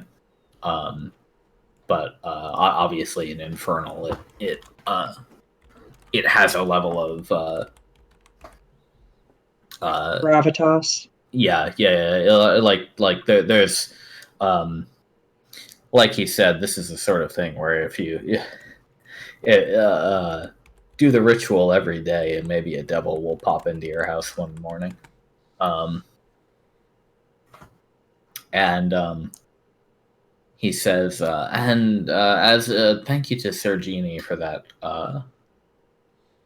favor, another piece of advice. Once you enter the vault of these mortals, take a look around the southern wall. Oh, You might find something interesting. thank you very much for the tip. We sincerely appreciate. I sincerely appreciate it, and I am definitely excited to see what this is. This is, you know, it's not even the gold. It's the relics. It's the knowledge, the information. That's a lot of what we're really here for. You understand.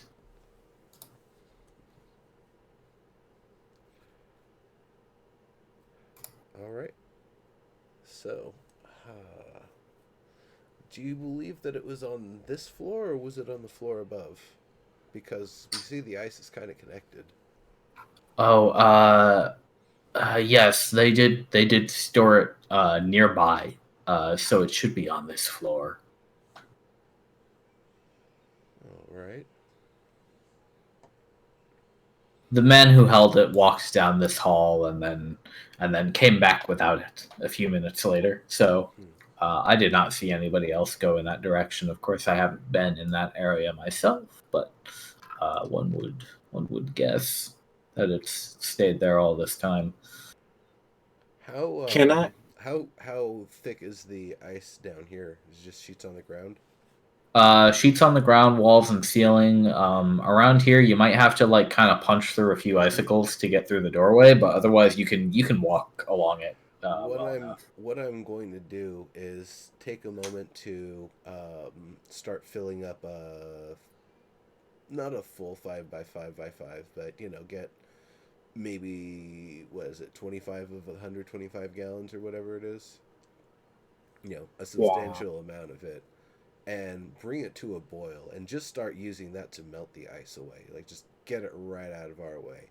As it starts to get larger and accumulate, to the full size of a full boiling cube of frozen water, I'll just kind of move it aside, freeze most of it, and then bring the rest of it over and just keep doing the process. Just this is so. Can you combo the spells that you're doing? Just toss them in the chat so we can see. Yeah, it's all just shape water. I have up to 5 instances of it, so I can great. move it, I can freeze it, and I can boil it as different instances. And once it's in a frozen state, I can just leave it alone because it's now out of my way. Likewise, I was wondering, can I actually see into this room? I didn't know if the ice would fuck with me, but Is Yeah, this you can sort of see in there. Yeah. is that the object of our desire, or what does this object look like? There is a chunk of bright blue ice held on a pedestal, and it is surrounded by more ice. Nimbus, come over here. On my way. Can you see that? And I point in the this general Yeah, direction. you guys can like go through those doors. Yeah. By the way, Here, Nimbus. duck and weave under the barbs. I found it. It's right here. Yep. Just pushing that cube along. All right. Well, let's see how it stands up to big old cube of boiling water. Give me a second. This room doesn't look too terrible, does it, sir? That appears to be a more natural cave, but it is completely covered in ice. In fact, even looking up, you can see that there's a sheet of ice over a hole that seems to go even higher, and you can see like a hallway branched off from it above. You think it's the floor above. Damn, that's cool. All right. So you do that. I'm gonna create a bonfire on it. 3 of them, with prestidigitation. Yeah. It's a magical fire, right? All right. It takes 30 seconds for you to bring this chunk of ice to a proper boil. Mm-hmm. And oh wait, I got oil. I mean, boiling water. if you want to get in the way of Nimbus's boiling cube, then by all means jump inside. Well, couldn't I put like the oil inside of the cube of water? It would just go to the surface and then roll off. Yeah. That's lame. All right, I'm just gonna throw it onto the thing that I'm trying to light on fire. And Nimbus, you catch the thing and you melt it. And Ksenia and Lambani, at the moment that this happens, you see Selmas, and he starts and he says, "Oh, here I go. I will remember all of you. Thank you." And he disappears in a puff of brimstone. We just got 2 favors from the devil and didn't have to give up any soul. Pretty right? Good job, everybody. Nimbus, wait, before we go back, look at this. Oh, what's over here? And I point up to where you told me, that hallway. Yeah, they're it's kind of hard for you to see Nimbus with less dark vision, but you can sort of see like the shape of a hallway up above, and it's at the right height to be the first floor of the basement here.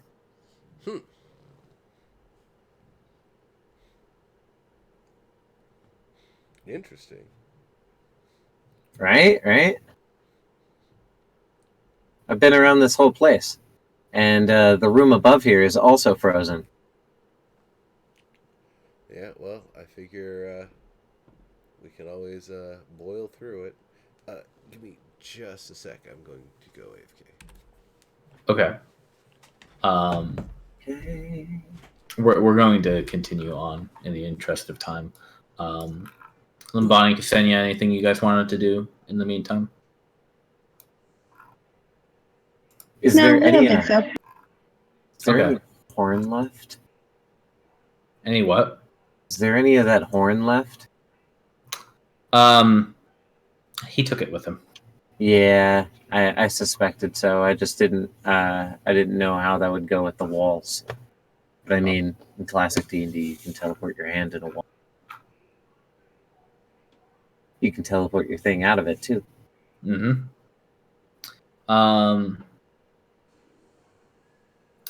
All right, so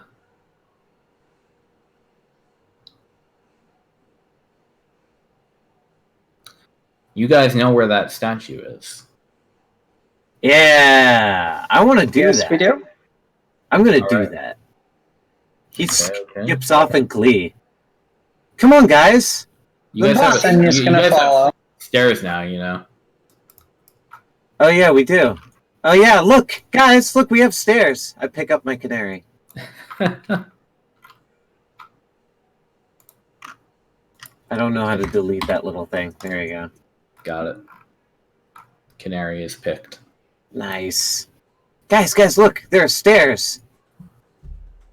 Yeah. Here. They. I assume they all followed you. Dex didn't want to climb a rope. Okay. So, And Ksenia is absolutely going to let you do the ritual. I was about to offer, because I am such a good soul, I have offered to do this ritual for all of you so you won't lose anything. But no, that means I get in there first. Suckers! And then he starts going through the ritual. All right. Can you just give me a performance check to see if you botch it? Because you are not a native Infernal speaker. I am not. I was going to ask some pronunciation on these words here, but I did write a note about it. Yeah. So you've written down like the phonetics that you caught of Infernal. So I want to see how well you can perform that, and if Ksenia is just gonna like cringe halfway through it and just be like, "Ooh, you just sacrificed 3 children." I have a -1. Oh my god. Ksenia, you hear him about like he's on the path to saying something that will probably damn at least one person here. Yeah, Ksenia tackles him. Okay. Oh no! Well, tell me how to pronounce these words. Can you write them out phonetically? And gives out like a little ink pen and looks at it. Just let her do she- it, you good. Vas nu vecto comparison.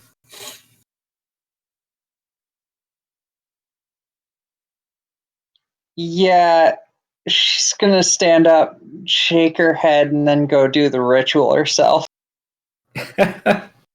But I want to do the ritual. Oh. It would be faster just to do it than to teach you the entire language. If it helps, I'll let you go first. The statue, as you complete the ritual, splits in half down the middle and then just sort of like melts into the wall magically.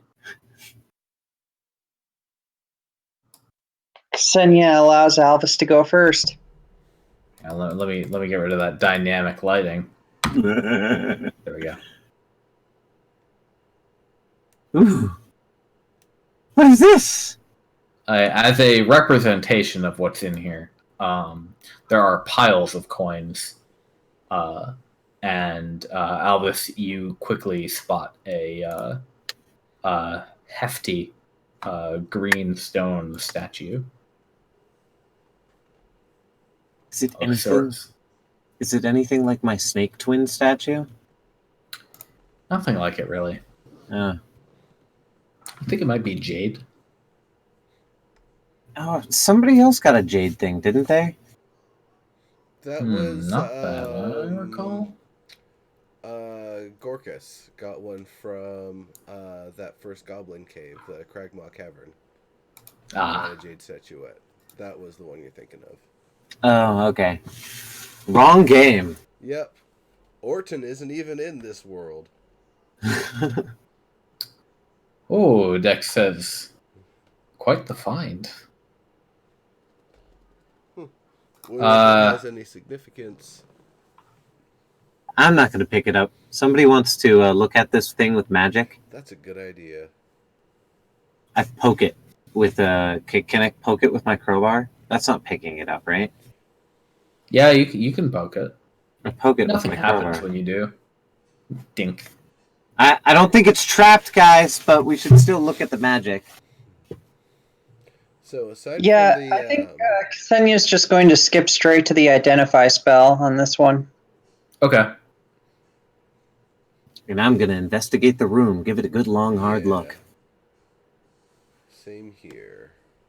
I'm going to look up this room like it's a fashion show. All right. Limbani, what are you doing? Objectify the shit out of it. Mostly stand by the doorway. Kind of just figure out the magic shit on there. Albus and Nimbus, what are you both doing over there? Looking at both. I'm actually more investigating. Sorry, Discord hates you. What are you doing? More like investigating the walls than anything else right now. Okay. It doesn't take you too long before Ksenia finishes her ritual. You find a.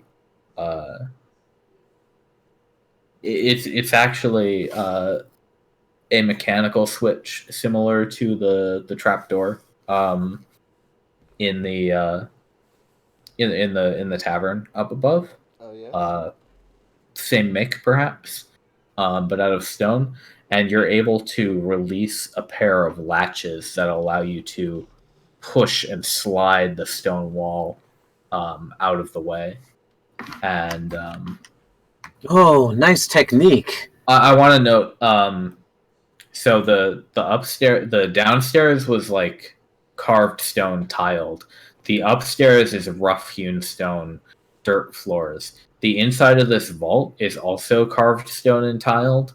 And then as you open the wall, you find another roughly hewn room within. So it's kind of a misleading series of organization. This is your claim bit, Nimbus. The devil told you should know about this. I suppose so. Well, you can follow behind if you'd like. I'm gonna stay here. If you think there's some choice collectibles for my group, that's what I'm looking for. So what's in here? There are 4 pedestals. 3 of them have objects on them. Oh, bring that jade statue over here. I think this pedestal requires it. I walk up over to it and quite rudely just kind of pick it up and run on over here. Ksenia tackles him. Beat my 22 acrobatics. Make a athletics check. I love combat. Good roll. Holy crap, that was a great roll. She had no chance. She has a -1 on athletics. Oh shit. It's like my -1 on performance. You've lost your statue. I hand it to Nimbus and I say, might be cursed, but we took that risk. Alright, well, let's see. So I pop it in whichever one is the one missing one. Okay. There's Nothing a puzzle happens. here. You wizard types like these kinds of things. Here. Hmm. And I step aside for her. Do they look like they need to face a certain way? They're just kind of like they're not even like built into the floor. They're just like blocks of stone that have objects on them. So what are the other objects there? Are there statues? No. She follows into the room, by the way. There is a thin band of metal on one. You think it's sort of designed like a circlet, you think, that you could wear. There are a pair of metal gloves on another one. And on the third one, there is a large and thick old brass key. Ooh, a key. Bronze key. Keys are cool. Yeah. My apologies on taking the statue here. Here. I think I'm gonna try to identify all these various relics in the room here.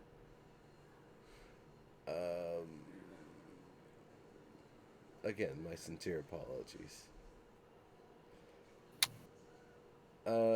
Hey, Elvis. Yeah. Hmm.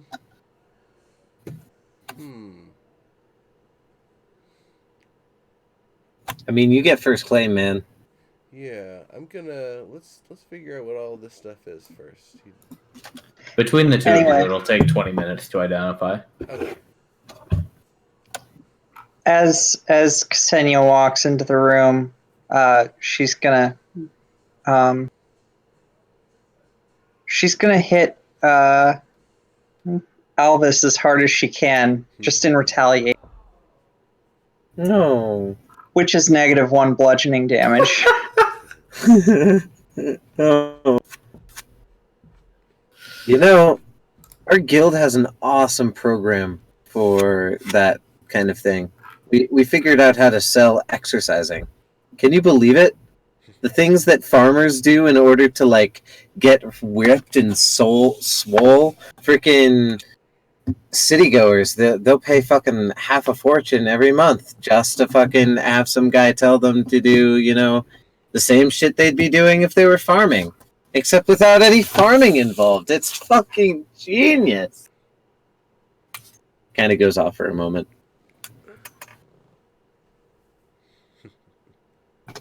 Anyway, you do some identifying. The circlet is a device which will is a modest crown. It is indeed a circlet meant to be worn on the head. It is an item which requires attunement, and one who does can wear it and becomes able to not sleep, basically. And for an elf, it also allows them to skip their trance. So you understand that it allows to skip rest indefinitely. Fuck. That's amazing. That's substantial. Yeah. The gauntlets.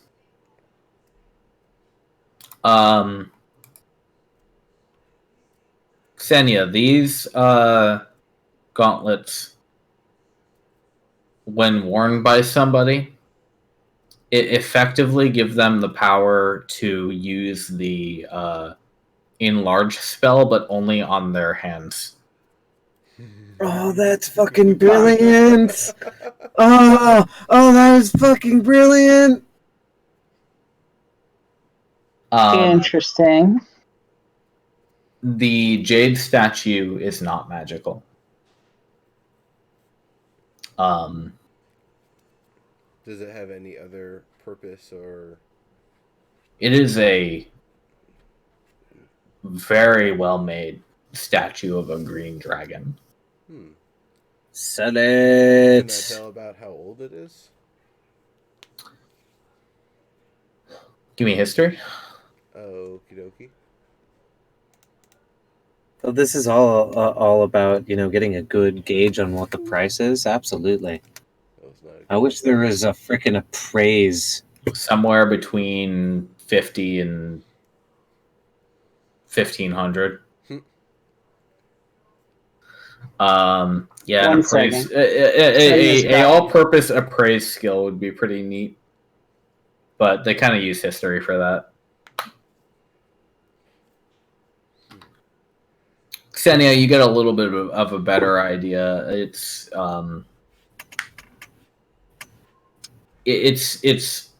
of a style that might have been seen about 1,100 years ago in this region of the world. Okay.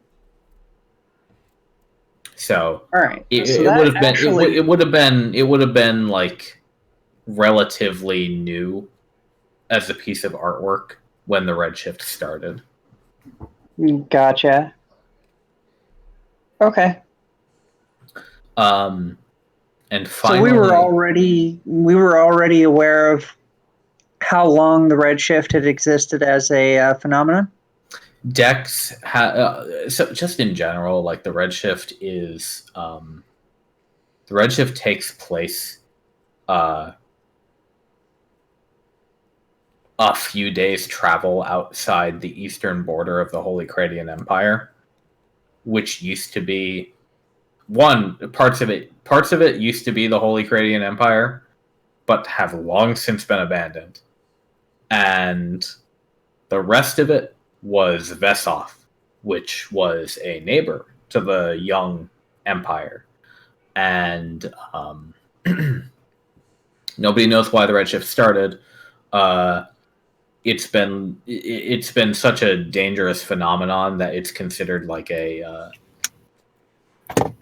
like it's nearby, but it's been stable for long enough, and like things don't really come out of it, except just on the borders where there's kind of like a basic sort of like defensive structure around it. You've got a couple of forts here and there that might deal with like a weird redshift monster every now and then, and stories about those percolate back into the empire, but they're not very common at all. Once every 50 years, maybe some kind of creepy thing will come out and pose a threat.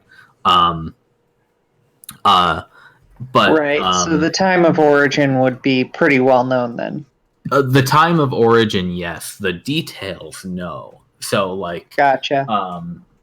It is known that Vesoth used to be here. Dex has even done some research, and like it's known who the previous king, queen, and even their daughter was at the time when Vesoth was lost. In fact, the party has met the queen and her daughter, sort of. Alvis Taver will remember that. Yep. I remember that. That one's recorded. Yeah. I'm the champion, actually. Did you know? And Dex has done his diligence in verifying those identities through the records that the Empire has of who lived at this time.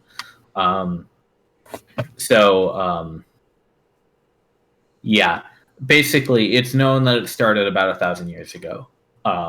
Dex is the first person to really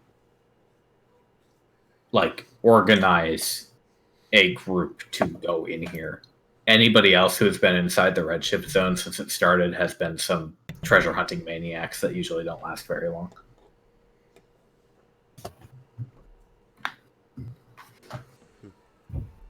It just took so long enough before somebody had the guts and the smarts to invent something that could actually repel it, really. Yeah, Decus! So He's pretty good at what he does. There was the circlet, there was the gloves, and then what was the other one? The key. The key.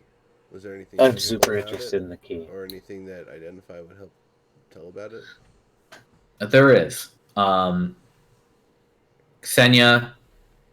I assume Nimbus got the circlet and the jade, and Ksenia's got the gloves and the key. Sure. Ksenia, this object. What would be the right way to describe what the effect is?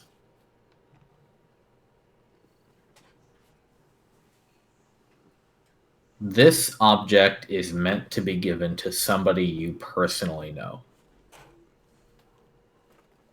Well, shit, that ain't me.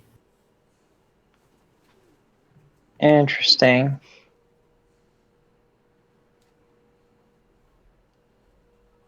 Like, where am I getting this from? The Identify spell. Huh. Which is a bit bizarre, because you don't have any idea how whoever made this key and put magic on it could have possibly known that you specifically would touch it, and you specifically knew somebody specific, although that person is not identified to you, that is the owner of this key? Interesting. Well, it is somewhat specific, not identified, but you said that she knows her, knows them. Sorry. Yes. Yep.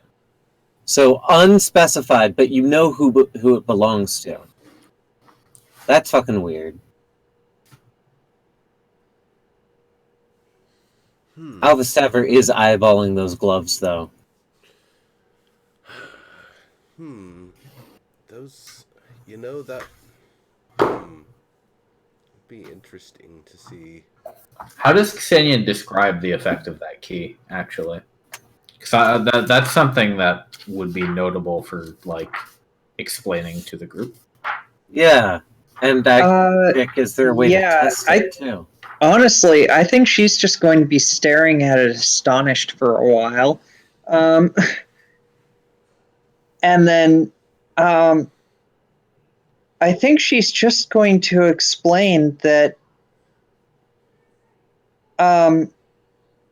her spell is just telling her that it belongs to someone she knows. Is that somebody me? No. All right. You know it's not anybody in the room right now. That's... Gosh, divination works in mysterious ways, does it not?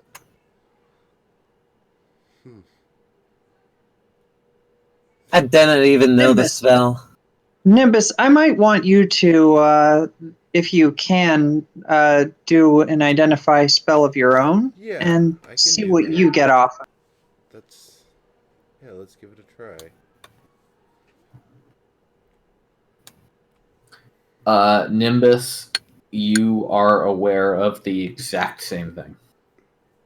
That it's somebody that she knows, or it's somebody that I know? You personally know somebody who this belongs to. Let's have Decus look at it. That might narrow it down. Decus, does he know identify? Here's my pearl. How does Decus not know identify? I'm pretty sure I learned it from him. Nah, he doesn't have it, actually. Holy shit. No, ear explosion. Sorry, everybody. I'm gonna fucking teach it to him. I'll have to find myself a pearl, I suppose. You can borrow one of ours if needed. I guess so. Well, if you're around to borrow it from, then, well, I guess if you're busy. I certainly don't mind taking the spell from you. I'll write it down. Later, though, so... Yes, we can study this later and see what else we can get off of it. Perhaps we can find other wizards to see if they can also get something similar. We've both I think all our wizards are here. That's the thing. We've both met the grandmother. Have you met Tilda yet?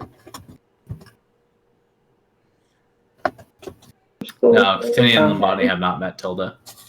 Okay, so that would rule that out. Who other than grandmother? It would have to be one of the expeditionists. Lucent, maybe? The dock. One of the boat workers? I don't know. It definitely, the fact that both of us know the person does help filter it down to people of and surrounding. Everybody in the commission. Yeah, with the expedition and the commission here, which, compared to the entire world and, the rest of the plane of existence that we're on, that does kind of narrow things down. I do feel like we should be open to the possibility that perhaps these gloves are designed to, or the key is designed to make us, direct us to think that it's someone we know, regardless of who we actually know. Huh. That it itself has some sort of misdirection? That could be. Perhaps. That would require... It's worth studying. We should bring it back. Yep. That would definitely require further investigation. Probably a full day's worth. Well, that's good. The gloves. That I was thinking that does kind of seem like your style, but I just wonder, would you be able to adeptly strike with, the same stealth and precision as you would with your whip or a dagger?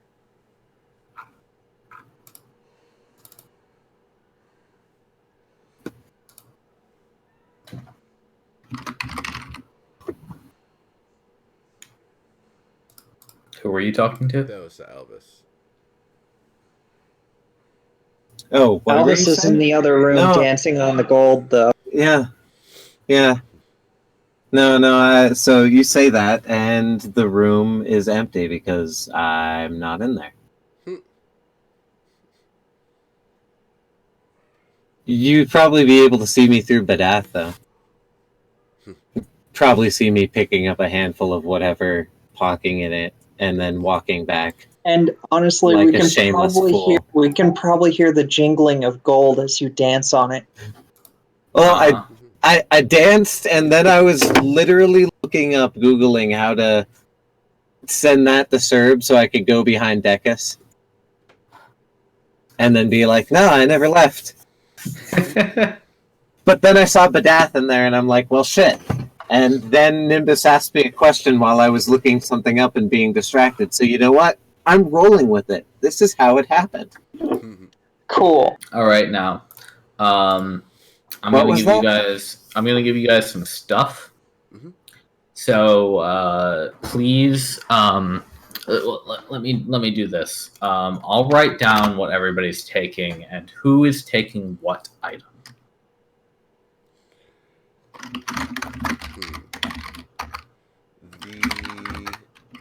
I mean, obviously, you can trade these around however you like in the party. Feel free to do that offline. But what was up? What were you asking, I Nimbus? was asking if, and this is probably more of a question for Serb, if he'd actually be able to use all of his stealth strikes and everything using enlarged hands, or if that would be a different category of weapon entirely. Now, yeah. So the enlarge spell does, in fact, enlarge tools that are being carried.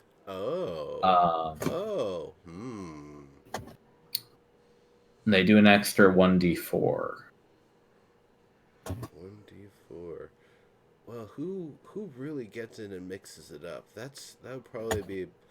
What happens with a shield in the hands of enlarge? Just out of curiosity. Oh yeah, what's his name? The paladin, fucking Snipes character. What effects Ben does Lauren. enlarge have?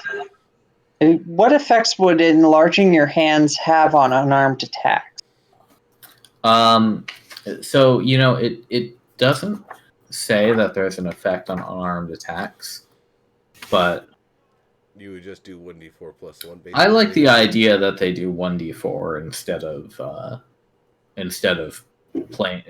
flat strength. So basically, the target size doubles in all dimensions. Its weight is multiplied by 8. Increases its size by 1 category, so you go from medium to large hands. Probably like forearms as well, so it's like a thing. Until the spell ends, the target has advantage on strength checks, so you'd probably get that. Strength saving throws might depend on the situation. Obviously, if it's something like wrapped around your legs, you wouldn't really... might not necessarily be able to apply it unless you could justify using your hands to do it. The target's weapons also grow to match its new size. While these weapons are enlarged, the target's attacks with them deal 1d4 extra damage. You just reminded me about something that I wanted to ask you about. My whip, because I'm a gnome and I'm a size small creature, does it still get reach? Yeah, I don't think there's anything about. I think the only thing that small creatures have to worry about is heavy weapons give them disadvantage. Okay, never mind then. I'm sorry to derail that, but you No, literally... that's fine. Yeah, it just came back. So yeah, I think any tools you use, including your plain old hands, would get a D4 attached when you use these. That is pretty nifty. Do Um, those require attunement? They do require attunement, and that's probably going to be a 3 per day spell. Gotcha. Or 3 per long rest, I guess is the way we do it here. Okay. Yeah, well, we can figure out who's going to get that and who's going to get the circlet of not needing to sleep. That one's also attunement, right? Yeah, they both are. Okay. I think the I certainly don't need that circlet of non-sleep, as interesting and cool as it is. I'm just putting that out there. well, I like the idea of whoever wouldn't go crazy not having to sleep for a few days, being able to use it as an ability to just keep perfect watch. Right. Yeah, and Nimbus, as you understand it removes all the negative effects of not sleeping. So like there's no worry about like unless you're bored out of your mind, then Gotcha. it's just you're not gonna feel like all weird and like fucked up like you do if you do an all nighter if you do with it. Oh, okay, good. It's basically like you feel alert and refreshed no matter how long it's been since your last sleep. Would that even help against like if sleep was cast on you or something that would like slow you down or fatigue you or something? You imagine it would repel the sleep spell, yeah, and probably anything else with a similar effect.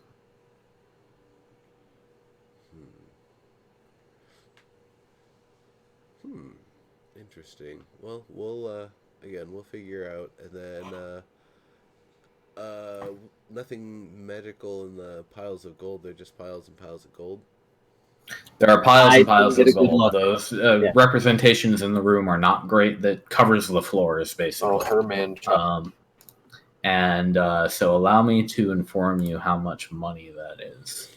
You collectively gather up. Now, this is in the form of gold, silvers, and coppers. Right. So there's a lot of coins here.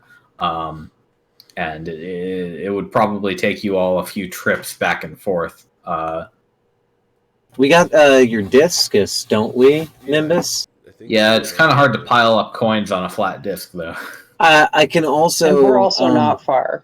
Yeah, you guys are close. I have a blanket. What we can do is we can have Nimbus's disc float as a platform, and my mage hand can hold the ends of the blanket on top of the disc. Oh yeah, I'm just saying there's like 100 pounds of coins here. Yeah, we can borrow a cart and some bags real quick. Yeah. In total, it's gonna come out to over the rest of the day that you guys spend looting, 3,200 gold worth of Veshin coins. Yeah. Nice. No cheer. That's fantastic. That'll definitely be able to help us get some upgrades, some serious upgrades that we've needed. Absolutely. The other thing that is of curiosity to me is having our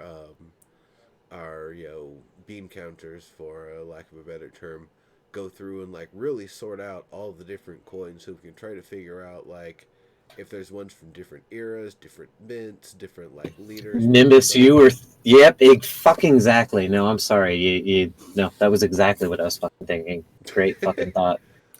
Take a sample of 100 coppers, perhaps. Yeah, whatever, exactly. Whatever, sorts of stuff like, can take the entire downtime or whatever, just going through all. Honestly, that's probably the sort of shit they do when you send the money back home. Nice. Well, then. Because it is like the people back home know it's all like Veshin money and stuff like that. So like a lot of the stuff you found before, and like obviously a big haul like this is going to be included in that kind of analysis. So yeah, Rockin'. definitely something that can be reported on. Okay. The restored old swords I'll definitely bring back and drop off just for archiving purposes and such. Okay. And the I guess we'll get an appraisal on the statue. Yeah, I'll just tell you straight up that it is 850 on its own. Ooh. Damn. Okay, that's quite a bit. So, here's the question I have. We still have that mithril chain shirt between us. Do we? Yeah, we never sold that.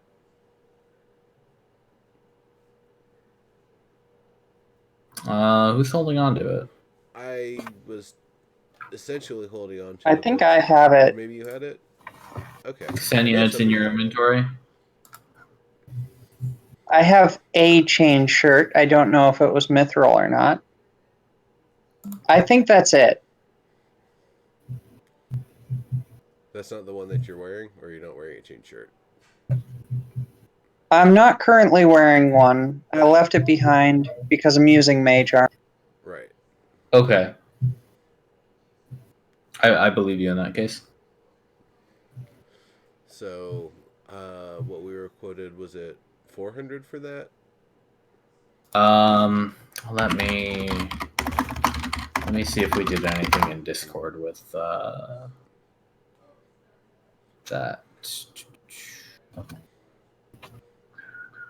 Yes, 400.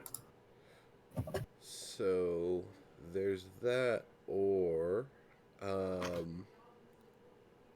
I guess I wonder what it would cost to get the rest of a mithril. Oh yeah, and of course there was a comment that we could melt down 20 pounds of mithril and use it as weapons if Smithy gets leveled up.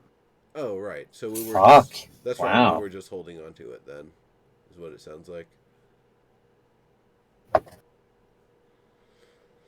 Well, shit. We'll hold on to that. Did we want to sell the statue, throw all the gold in, and with that 4,000? What is it? 4,050. 4,050. Yeah, we could definitely. Does anybody first before we do that? No, I guess any of the big purchases would be behind upgrades anyway. So I guess let's. Is there anything anybody's particularly looking to buy? Well, let me tell you something. The mechanisms behind upgrades are in fact going to be changing next week. So why don't we hold on to this 4,050 and we can discuss off screen what we're going to do with it, if that's agreeable to everyone. That sounds like a great idea. Yep, Yeah. sounds like a good Okay. idea to me. And who's got the key in their inventory, just for the last thing? I think Xenia would hold on to that. That sounds good. Okay. Let's see. Cool. So, all right then. So to finish off the session, you all get 500 experience points each. All right. Oh, I think my experience points are not up to date. Let's take a look. You and Limbani should be at what was it? I gave you guys a pinned message. 6,500. So you should be at 7,000 now, both of you.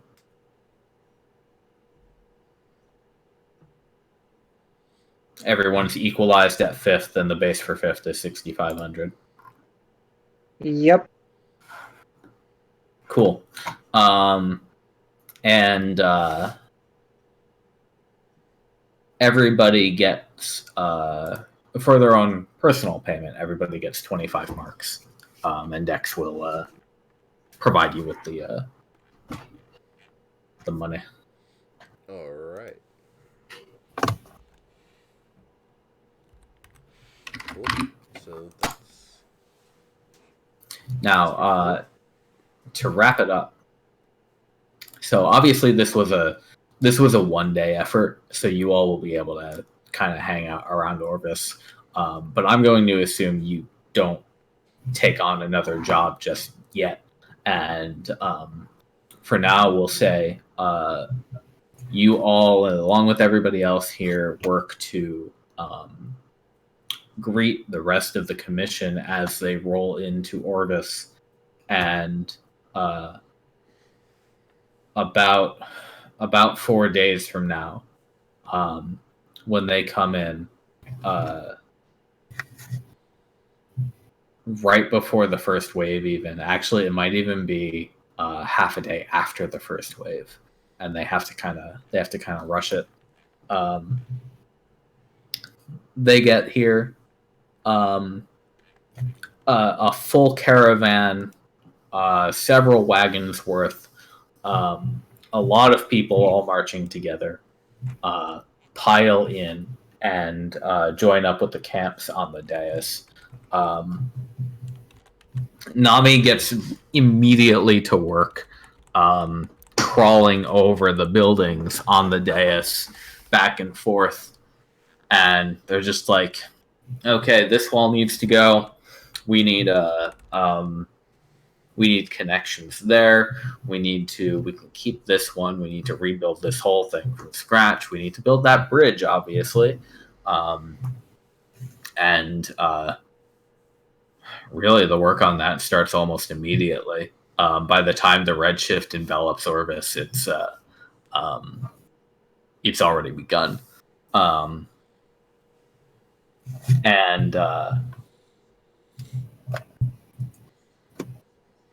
the brigadier picks out a one of the smaller houses to use as her new office, and she moves. She's got like one crate of stuff that she carries. That's all her shit, and she brings it in there, and you can find her writing her next report about the move, and I want to ask her a question real quick. Yeah, sure. You always seem to be just completely overwhelmed with paperwork. It's like if you're not doing paperwork, you're sleeping. Is or eating is most of what it seems like, right? I go outside from time to time. But it's it takes up a lot of your time, right? It is my job. It is. Not my favorite, but I swear I offered to help her out, but she says that I have not the authority nor the what was her phrase? The capacity to fulfill any of her needs. She exhales through her nose.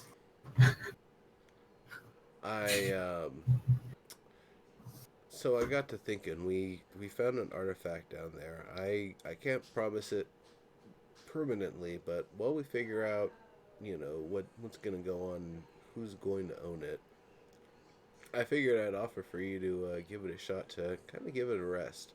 Well, what it does is basically it keeps you fully awake, fully aware, never tired. Ooh, good idea. Yeah, Hmm. she definitely deserves that circlet. Again, I can't decide for everybody. Ksenia and Limbani would have to weigh in, but for now, just to be. I mean, Ksenia's a little interested in it, but she's not like overly She attached says, to the idea. I would give it to Lucent. That's tempting, and I appreciate your concern, but to be honest, I do rather like sleeping. That is completely understandable. I would not want to take that away from you. So, I think if you can find use for it in the field, I think so too. And it might be a better place than on my head. I wonder if there's any way we could establish a communal armory so that we could bring back artifacts that might be useful for, the agents of our community. I mean that belong to the expedition. Yeah, so like anything that doesn't require attunement, is swappable. Anything that does require attunement, let me see, it's like an hour or whatever. Let me see if it's a long rest or a short rest. Well, couldn't also Decus help with that? Some magical... A short rest focused only on that item while being in physical contact with it. Weapon practice, meditation, some other appropriate activity. Item can be attuned to only one creature at a time. Creature can be attuned to no more than 3 magic items at a time. Any attempt to attune to a 4th fails. A creature's attunement ends if the creature no longer satisfies the prerequisites for attunement, if the item has been more than 100 feet away for at least 24 hours, if the creature dies, or if another creature attunes to the item.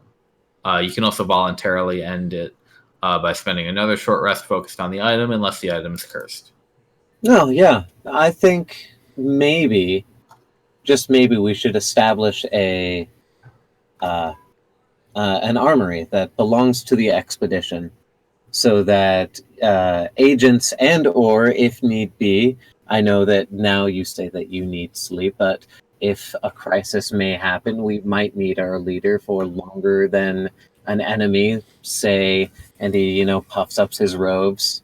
One before comes by, right? I think that would be handedly a greater benefit to the whole. To be honest, this is just DM preference, but I might go to the lengths of saying maybe for this campaign, attunement should be something done over a long rest to limit just like the willy-nilly tossing around of magic items, because just I kind of like the idea of it taking effort and concentration to attune to something, rather than it being something like you can give it between people if needed, but not so trivial that we can have every single magic item in play in every single party we play. Right. I hear that. Yeah. But if you guys want to set something up with like a magic sword or something that you don't need to attune to, then I don't see any problem with that.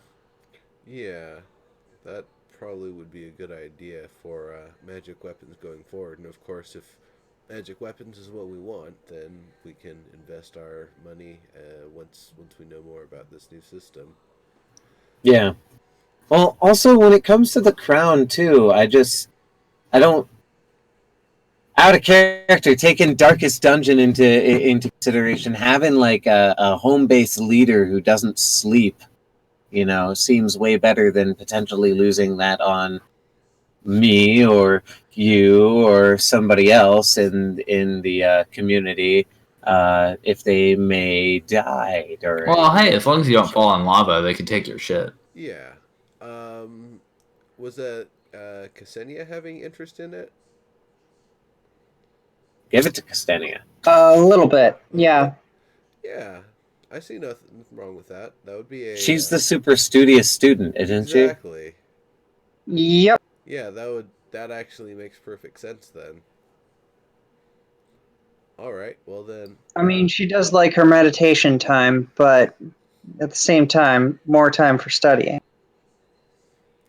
Yeah. It's that you can sleep when you want to, not that you have to. And right. I mean, I chum up all of the same people that you know and that we know, I can hold on to that key. Up to you all. I'd rather hold on to it. I think this is my mystery. Okay. It seems like a real odd one. Well, I would say the right in the hands of the person who may randomly, upon studying the cosmos, stumble upon the answer more likely than the rest of us. Yes. And I think I know a certain fellow who might need a hand who we can give those gloves to. Well, I don't know if it's going to actually make his left hand actually work, and honestly, the way he's got things rigged up, I'm not sure if this would get in the way of that. I think. Montlaren's in Orvis right now, and his hand works. Oh, word.